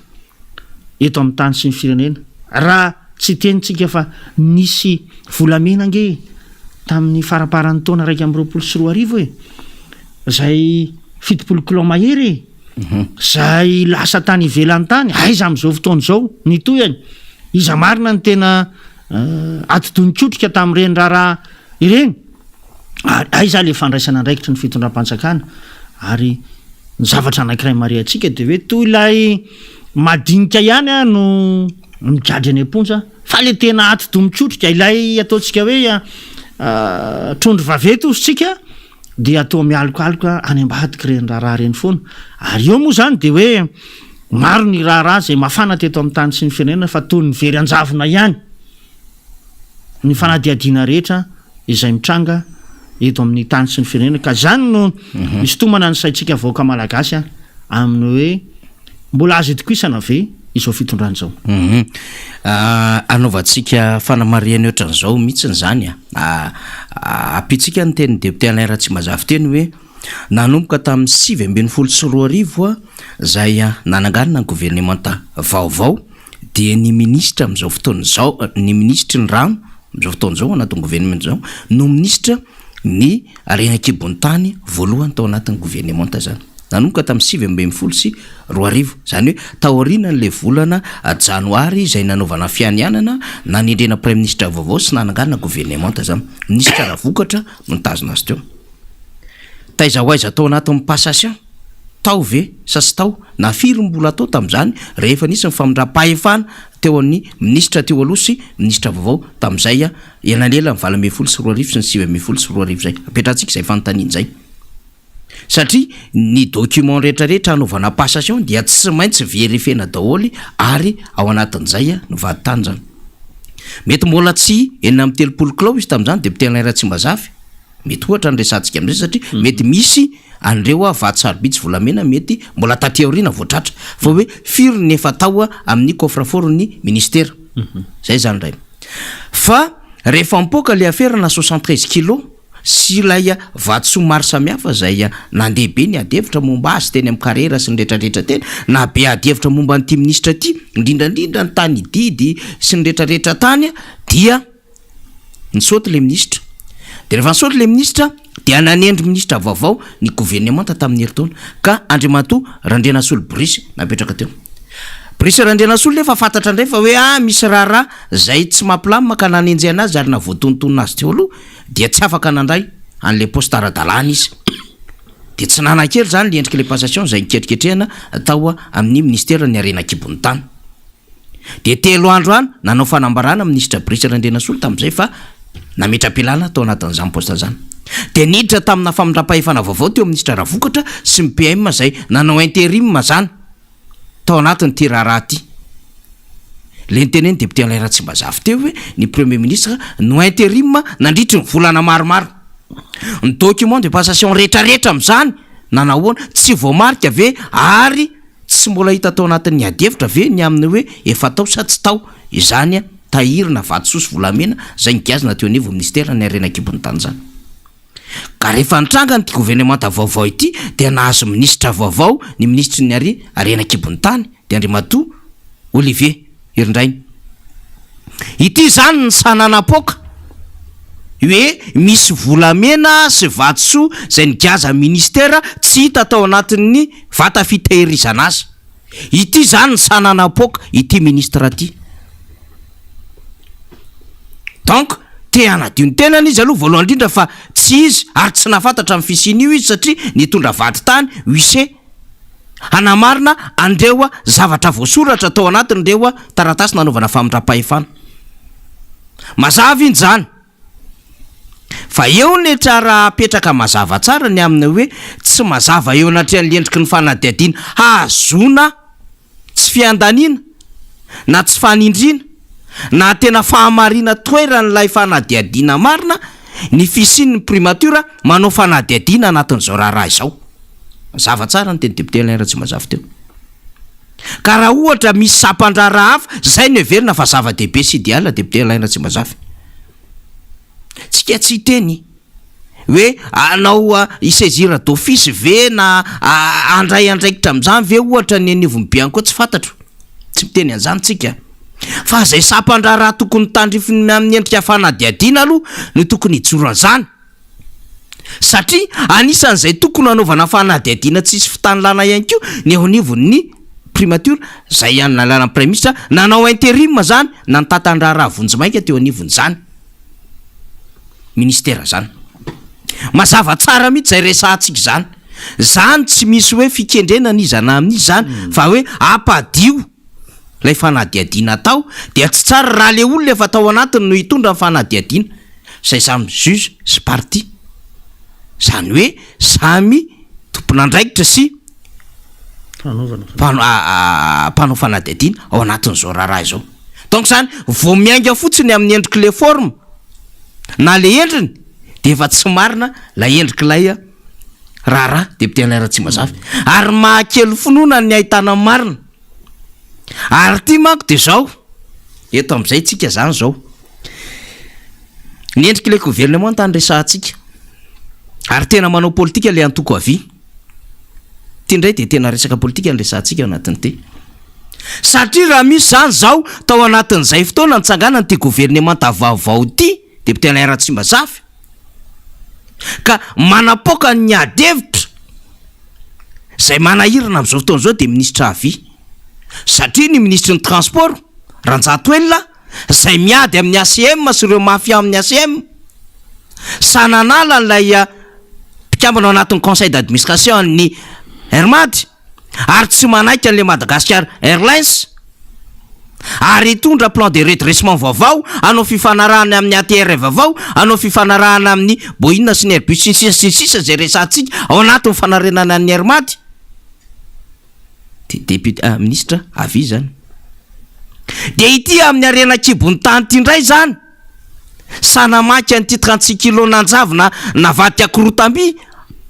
tao anatin'ny birao amin'ny ministera ty zay birao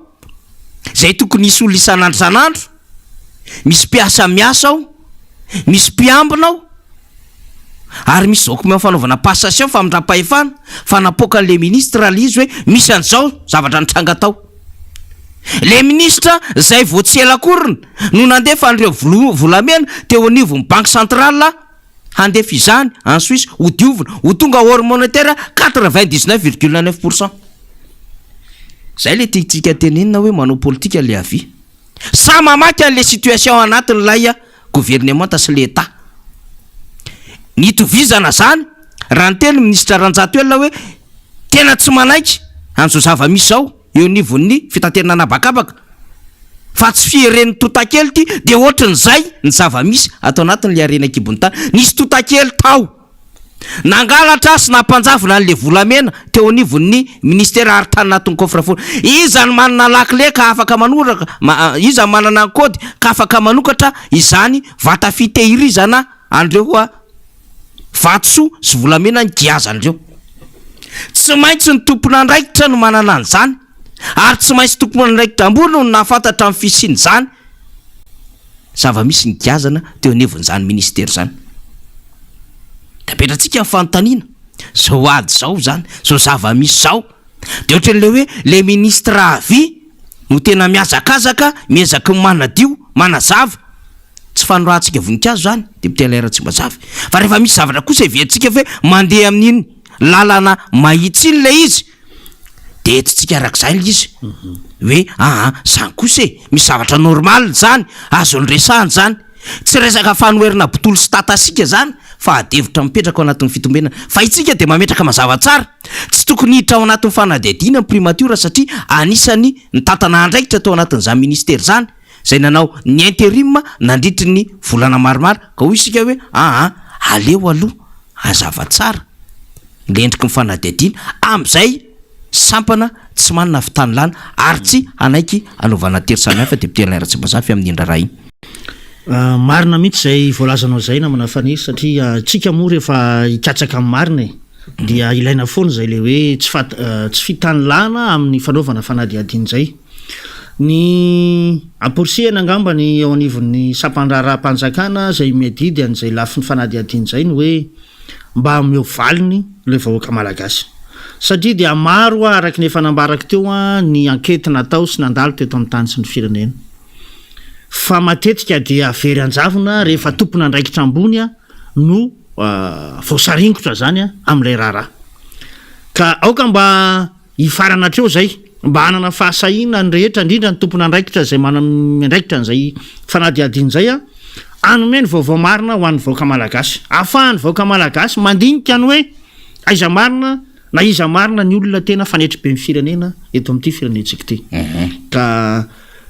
andrasantsika moa zany namana faniry ny toy an'iny raharaha iny satria anisan'ny raharaha mafana indray zany io zany eto amin'ny tany sy ny firenena am'izao fotoana zao le izy manko zany zao de hoe misy tongokalon'ny rado zay hany efa misokatra ny fanadihadiana zay tena tadidiko ny fa iny tongokalon'ny rado iny zany zao anatin'izao fanjakana zao za moa resaka jirama za teo de anao koa resaka le izy de mitelera tsy mazafy hoe misy fanadihadiana andrasana roa zany eo ny jirama zany lay pilôna nisy nanapaka asy izay tany amin'ny lalam-pirenena fahatelo iny zany 64 000 ay de fa telo be zao mihitsiny efatra akory ny ary fa leya tany andekaleka fa misokatra amin'ny fanadihadiana hoe akitana sabotage iny 64 000 efa mandeha fitsarana sy lay resaka prime de performance zany reo zany ataotsika efa mandeha fitsarana reo satria reo bien koa zany de ndray atao amin'ny fitsarana zany fa lay pilôna sy le andekaleka efa misokatra amin'ny fanadihadiana fa mbola andrasantsika ihany koa zany le am'le hoe fianjaran'le hélicoptère tensionnerany vongo iny koa zany de efa hoe efa misokatra amin'ny fanadihadiana fa mbola tsisy toy an'le fanadihadiana am'izao fotoana zao satria azadinoana nisy tompon'andraikitra teo anivon'ny primature ihany koa raha fahafantarantsika azy anisany lavo tao anatin'ny fianjarana iny ny colonel iray zany mpanamora de anisany misy manamboninahitra ray ihany koa zany ka le efa misokatra amin'ny fanadihadiana tokony efa misokatra amin'ny fanadihadiana misy valina tena mazava fa tsy hoe fa misokatra amin'ny fanadidina de veran-javona mialatsiny miala fondra amin'ity raharaha ty tahaka ny raharaha Richard Ratsimandrava. Ny any ivelany tsy avelany vanim-potoana tsy hipotra ny raharaha tahaka ny nahafaty any Thomas Sankara. Fa atratra na 30 taona tonga teo amin'ny fitondrana ary Blaise Compaoré va tena tratra Blaise Compaoré sy ny ekipany hoe reto ny namona ny Thomas Sankara filohan'ny Haute Volta le nianatra tao amin'ny akademia militaire tetsy Tsirabe de filohan'ny Haute Volta zay mivadika Burkina Faso taty aorina. Ka lefa misokatra amin'ny fanadihadiana zany tsy hoe misokatra amin'ny fanadihadiana fotsiny ohatran'izay nresantsika zay fa misokatra amin'ny fanadihadiana 73,5 kilo de misy résultat satria misy olona amin'izao fotoana zao zay voafonja antsefa. Le misokatra fanadihadiana de resaka le 49 kilo d'or le any Comore le hoe nalaina reo malagasy fa tsy mbola restitué tsy mbola tavaverina le volamena tsy mbola tsisy toy an'izy amin'izao fotoana zao sy ny sisa resantsika ohatran'izay le izy député Alain Ratsimazafy fa manjary manahirana satria mbola misy raha manko miandra an'le fanjakana sy lay ratsa-panjakana io manko manahirana ty organisme rattaché ty raha vao miankina l'izy amin'le institution ngeza be de lasa tsy marina le adevitra satria matahotra tsika ny amin'ny hoe sao de tsy andeha araka ny famarinana SMMC ay zany amin'izao fotoana zao ACM ay zany amin'izao fotoana zao CNAPS ay zany amin'izao fotoana zao Croma ay zany amin'izao fotoana zao ohatra reo etsika reo député Alain Ratsimazafy fa raha ohatra ka hitarintsika l'izy akoatry nefa misokatra amin'ny fanadihadiana sy lefa mandeha ny raharaha tsika hoe itsikafony ty zava misy ty kanefa raha fahafantarantsika ny information rehetra mihodina ny amin'izao fotoana zao anisany manery ny andehanany zay adevitra rehetrarehetra zay nampanjavozavo ny fitantanany sy ny fanjakana totakely zay ny eo anivon'ny communauté internationale sy ireo mpamatsy vola mba hampazava ny fomba fitantanana eto Madagasikara. Ary efa nanandrana nanao an'izay izy ireo tamin'ny raharaha ny Jirama tamin'ny projet PADEF efa nanao an'izay izy ireo tamin'ny Ravinala Airport everitsika député Alain Ratsimazafy fa tsy maintsy tsy hoe iandro domy mpamatsy vola sy ny CRTRS-pirenena indray voanokatra fanadihadiana sy anao an'ilay procès sérieux ny fitondram-panjakana sy ny ratsana mahakasika izay fa mba tena handeha lavidavitra kokoa ary anao arak'izay tokony izy fa tsy natokana ho an'ny mpanohitra rery eto zany zao tsika sady mandeha ihany le izy ho vakiko ty zavatra ty satria saika tsy tadidiko le izy fa tadidiko ihany le izy de ity rapitso zany no andeha le procès any Clémence zany de roa be zao ny andeha procès any Clémence raha nirina zany hoe lay fitsarana mahakasika ny mpanolotsaina ny tanàna Clémence raha nirina de inona le izy voalohany de lese fisamborana azy teny Akorondrano iny zany le hoe voalaza fa namory olona tsy nahazo alalana plus an'le atteinte à la sûreté intérieure de l'État zay zany lay vesatra hiampangana amin'ilay fisamborana teny Akorondrano io. De le faharoa de hoe lay procès zay nitoriny mpanolotsaina ny tanàna Ramatoa Lalatina sy Andriamatoa Balita zany andreo mpanolotsaina Fitomena-da eo anivon'ny tanàna Antananarivo zany mikasika le fanalambaraka tamin'ny FPS tamin'ny fahitalavitra zany. Ka izay zavatra zay ny amin'ny hoe fa maninona ny miazakazaka raha vao ety anivon'ny mpanohitra maninona misy fisamborana ny Nidonis ny Distim any Anosy Belleville akaherezina ary Pasteur Edouard any etoerina amin'izao fotoana zao makahery ary mandray andraikitra sy mifampiresaka andreo mpikatrika RMDM sy tiako Madagasikara manaraka akaika ny tiraraha ty satria amin'ny fahatelopony volana jolay ko de mbola andeha zany raha zany Anosy Belleville. Maninona no angaikaingana amin'ny fanenjehana ary Joël Rakoto resaka AFB Toto Masina misy maro be zay enjehana amin'izao fotoana zao ny fanehoan-kevitra nataon'ny Biary Nirina Marcelin nazony 5 taona aingana daholo na ary Roli na ary Berija na ary Mbola na fanenjehana amin'ireo everina fa tsy mitovy hevitra na manao akanjo mena fa misy raha mihoatra lavitra n'izany raha resantsika zany moandry amin'ny sapapitsarana sy ireo ratsana zay miandraikitra ny ady amin'ny kolokolo eto Madagasikara fa misy atra le raha député Alain Ratsimazafy mba tsy lazantsika ny amin'ny hoe efa classé sans suite ve na mitady anjavona ohatrany hoe za mako zany hatram'izay député Alain tsy mazava raha ny fanjavonana eniko raha ihany teto ambonin'ny tany ny rano navadiko divay zay ihany ny eniko de mifaharoa lehibe ity tsy edikevitra mihitsy ty de hoe nitsangana tamin'ny maty Jesosy Kristy tompo niala tao amin'ny fasana de niakatra velona zay zany mba raiky hoe zavatra nisy nanjavona zany na niova zany fa le hoe volamena mivadika akorotamby mbola tsy naheno ratsy tamin'ity zao fanjakana ty tao anatin'ny 12 taona tsy mbola nisy mihitsy zany ary zay tena marina le teny fitondram-panjakana amin'ny alalan'ny filoham-pirenena amin'ny hoe zay tsy azonao andrano azonao rapitso ny dikany tsy te hanona an'le izy ahako asa natadidiny député Alain tsy mazafy iny tao anatin'ireny fa niokevitra natao momba ny Covid-19 reny filoha tena namerimerina zay fehezanteny zay rehefa tsy azonao androany de azonao rapitso ny dikany de efa manomboka miazotsika androany zay le situation io volamena eto Madagasikara no mivadika akorotamby de manjavona de tsy hita 64 000 litres na gasoil eto Madagasikara misy bon de livraison misy bon de réception tsy hita ny dikany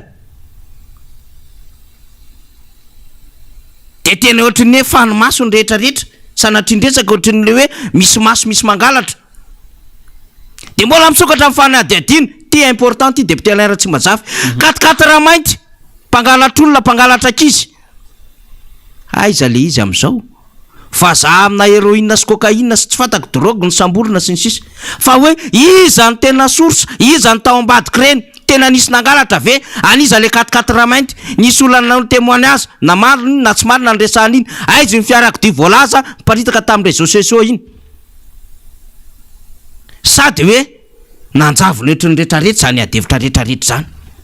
efa betaka ny témoignage nisy conteneur de maromaro zay de sedra voatolaka de misy olona tao anatiny tao gardien de afaka nitsoka aiza ny suitiny reny zay ho le lazaitsika raha mijery ny zava-misy tsika am'izao fotoana zao tsika tsy miteny hoe zany zavatra andresantsika zany fa ohatra mahita saritsary ny zavatra afo zany tsika député Alain tsy mazafy manipulation diversion événement MDE misy eto manipulation diversion événement ohatran'izany ny zava-misy eto Madagasikara fa ametrahantsika fanontaniana satria le efa misokatra amin'ny fanadihadiana moa zany de ohatran'izay ihany koa le 4 raha mainty mpangalatra olona mpangalatra akizy de le hoe any de drogely akizy de tsy mahatsiary toena de misy manipy aizy reny am'izao fotoana zao zany rehetrarehetra zany maharidicule n'le fitondram-panjakana any amin'ny hoe betsaka ny zavatra miandry fa lasotry mifanodikotoana andresaka fotsiny le izy fa mila zavatra mitombona zay tena tongotra mandeha amin'ny tany zao raha zao fa tsy zavatra manjavozavo ary zay nanampotehantsika n'le adevitra momba nyty tombola sy tiketike aza faniny maso am'izany le voaka malagasy fa tena ome ho azy le zavatra tokony ho fatana amin'le resaka fitiavatandrazana sy fahalalany zava-misy iainan'ny firenena fa aza to miaina amina azara sisa le voaka malagasy ka azaratra amin'ny sakafo hoaniny zay nge le mampalahelo lasa kisendrasendra sisa ny hoe mandeha androany mahita akaly mandeha androany tsy mahita akaly mahita moa tsara tsy mahita moa efa zatra le vahoaka koa aloha de tsy haiko mazana be le voaka malagasy de député Alain tsy mazafy amarapararatsika efa miomanao rina rabe mananjara anapiko azy kely fotsiny nga manao na faniry am'le lafiny hoe misokatra amin'ny fanadihadiana fa tsy ahita ambaniny de hitatsika ihany koa reny tamin'ny fahamaizan'ny rova tamin'ny taona 1997 reny de anisan'ny tena mahalasa saina daholo zany zany rehetra zany hoe 19 taona ty arina mbola tsy ahitana valiny ihany izany raharaha zany nefa anisan'ny atao hoe raharaha lehibe eto amin'ny tany sy ny firenena raha ny vakoka saly am'ireny anaty rova reny no nisy nandoro tadiditsika moa tamin'ireny fa hoe lasantsy na gazoalina amina barika ny nandorana azy tokotokony tamin'ny 7 ariva tany hoany nisy n'ilay fandorana de mandraky ty androany de tsy andry anesapeo reo mpanao fanadihadiana ary zay mahatonga ny mpanakanto rado lasa nametraka an'izay le hoe misokatra amin'ny fanadihadiana mandraky ty androany fa tsy ahenonao toyany rehefa sanatria mahatonontonona an'izay tompona andraikitra ambony eto amin'ny tany sy ny firenena. Député Alain Ratsimazafy tena marana antsika azy aloha nidirandrina aloha zany de zao hoe mendrika anaovana bravo ny antokotiko Madagasikara tany atsinanana tany tena nafinaritra ny jery sady andefa sary eo na manao technicien de tarian'ry ny vice président Randretsalama Zakia ny Blandevou izy ry Naina sy ny ekipa rehetrarehetra ny femme team ny jeune team zany zao ny endriky ny tiako Madagasikara zao miarika am'zany hoe matso zany mampiseho le inona moa zany le démonstration de force miaraka amin'ny polo de mandray anjara zay le tadiavintsika reny zao monsieur Justin hita tamin'ny sary teo zao le apetratsika mazava ho azy mihitsy ny am'le hoe misy conviction ao zany tanora tiako Madagasikara district ny Thomas misy conviction ao fandresen-dahatra farisiam-po ary tena misy fahavononana andamy masiatrika ny rapitso de anaovantsika bravo zany ho an'ny antokotiko Madagasikara zany niatrika antia etsika lehibe ty zay hitantsika am'sary fa mbola anaovantsika bravo ihany koa député Alain Ratsimazafy ianareo tao Atsimorano tao ny jeune team karakara an'ity fa ny dis team zay eo akaiky eo foana moa zany manao tantsoloka ny tanora zay le miezaka manao zavatra ny jeune team akorinda Atsimorano efa nizara boky ny jeune team Atsimorano efa nanao endrika fitsangatsanganana lehibe jeune team Atsimorano efa navita clip mihitsy momba ny raharam-pirenena efa nanao fambolekazo reboisement fa ny jeune team Atsimorano ihany koa voaingana vao tamin'ny 25 juin teo tamin'ny Sabotsy de nanao iragasy lehibe ny fanandrina nyreo apira Ralivasona Paimanga tia sy Rakoto Malala René anivrano be tsary tatsiadavina ampanao iragasy ny anarany tonga de non eo de mifokotany misy azy na ny commune misy azy fa ao anatin'ny hira misy ny avatra any anatin'ny kermesy zany sy ny avatry ny sarety hoe ao anatin'ny hira tonkira misy ny avatra fa tena nafinaritra totosatsaka ny sandavana izy bravo am'izay endrika zay aloha satria itsika nitazana tety ivelany dia nahita hoe tena fahombiazana tanteraka teria Tanjombato no nanaovana izany député Alain Ratsimazafy sady mamarina antsika isorana moa zany reo tanora tiako Madagasikara sy ny comité Tanjombato zay nikarakara an'iny satria dia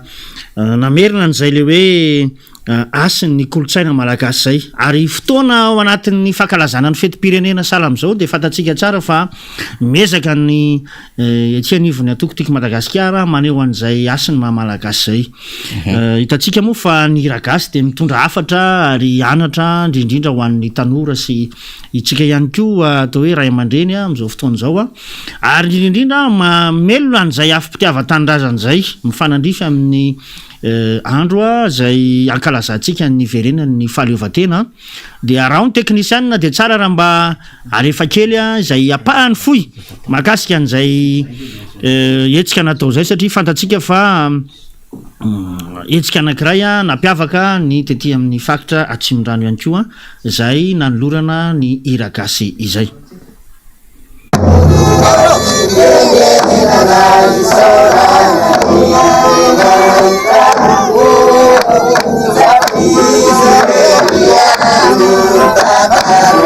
Iragasy goava nanonetiny mpikambana ao anatin'ny antokotiko Madagasikara tetsy amin'ny distrikta Atsimorano nanombohana ny fankalazana ny fetim-pirenena androany tetsy amin'ny kianja ny Magrobe etsika izay natao indrindra hampifaliana ny mpiray-tanindrazana amin'izao fetiny asaramanitra izao fa ihany koa hamoazana indray ny tena kolotsaina sy ny soatoavina maha-malagasy. Voalohany indrindra aloha ny antony safidiananay ny Iragasy de io soatoavina ny arahana tamin'ny le ray aman-dreny reo razambe atsika hatramin'izay de temba hanandratra ny maha-malagasy zany isika rehetra ary tokony arahantsika malagasy rehetra ny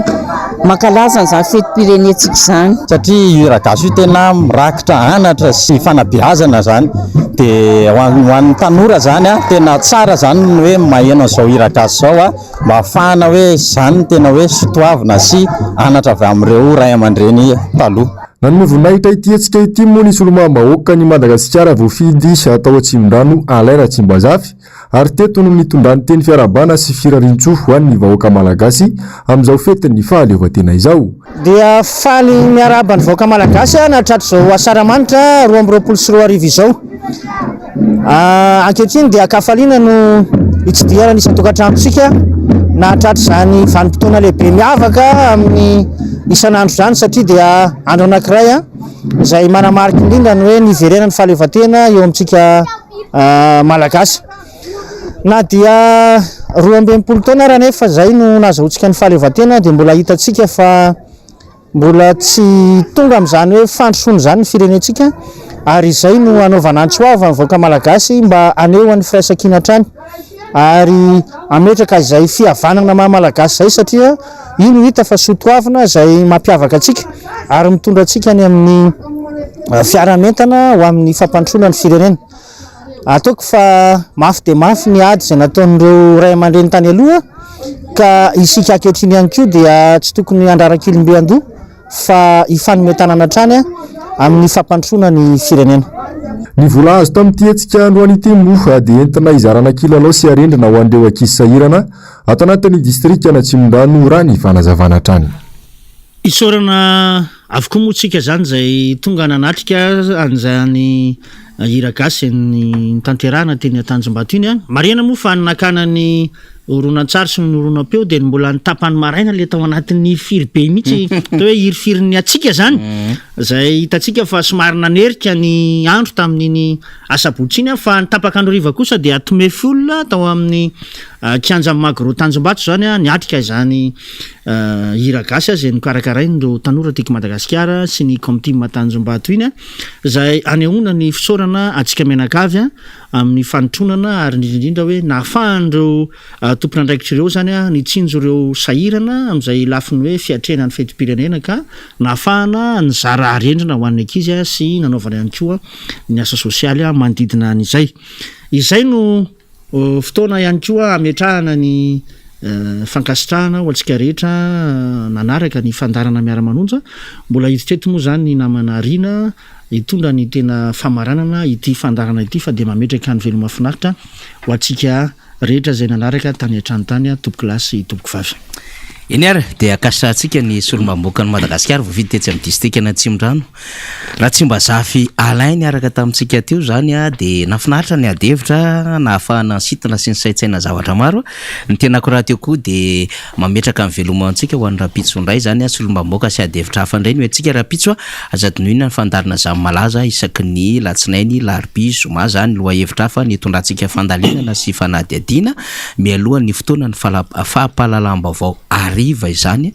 dia manolotra mifankasitrana indrindraindrindra ho antsika zay nandefa ny afatra miafina zany ho an'ny rapitso indray fa dia rina indray no hijijy azy moa zany satria nisy zavatra zay hoentiny rina eo rehefa aveo ho an'izay tena fahaleovantena zay sady amaranany azy ho anao rina amin'ny fitenenana. Eny ary isorantsika ifaniry Razafy Manantany sy ny député Alain Ratsimbazafy nitondra ny famakafakana sy ny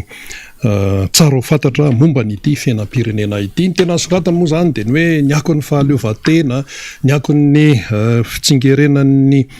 niverenany fahaleovantena ho an'ny malagasy izany. Ka entintsika amin'tinana izay resaka lavalava zay dia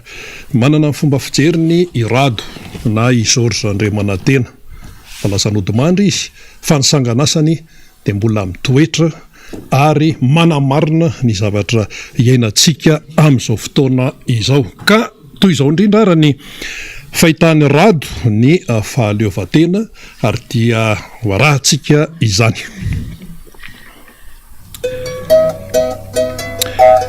Ny fahaleovantena dia tsy natao mihitsy hoety ka sambatra fiainan'ny olombitsy fa fahaleovantena tsy manangam-piangarana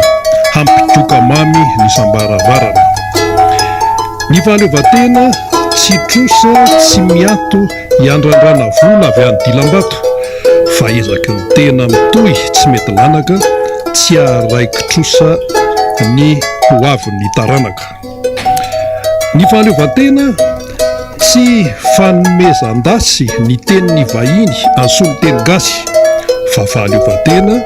dia rain'ilay mitazana anandratra ambony ilay fitenin-drazana. Ny fahaleovantena tsy ahitraitran-javona ka hiambino-tena rakofa navinavina fa fanetretena itohy amin'ny hafa miaraka misaina, miaraka mitafo. Ny fahaleovantena tsy endrika sotokany fiheverantena ho mahavita tokana, fa hevitra maro mitapatapakahitra ny ho avy-pirenena itera-boninahitra. Ny fahaleovantena tsy fanomezam-bahana ny hevitra vahiny anjaka kalalahana, fa fahaleovantena mivimbina amin'ny ratana anaja ny an'ny tena ho an'ny avarapatana. Ny fahaleovantena tsy fitadiavan-tehaka na ahoraka mandainga mampiteadehaka, fa fahaleovantena tsy antokafatena fa fantatreny ihany izay tiany firenena. Ny fahaleovantena tsy hoe anao mitsako fa ny vahoaka kosa mitrongy anaty fako, fa fahaleovantena ahitana toky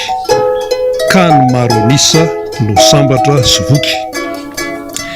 Ny fahaleovantena tsy vola fahafikantrana hividianan'olona ho sandam-pisandratana, fa fahaleovantena mitana fahamarinana hitaizany vahoaka tsy ho an'ny ampivarinana. Ny fahaleovantena tsy laza vadibainga ampelezam-peo kanefa tranondainga, fa fahaleovantena milaza ny ao an-tranony tsy misy laingalainga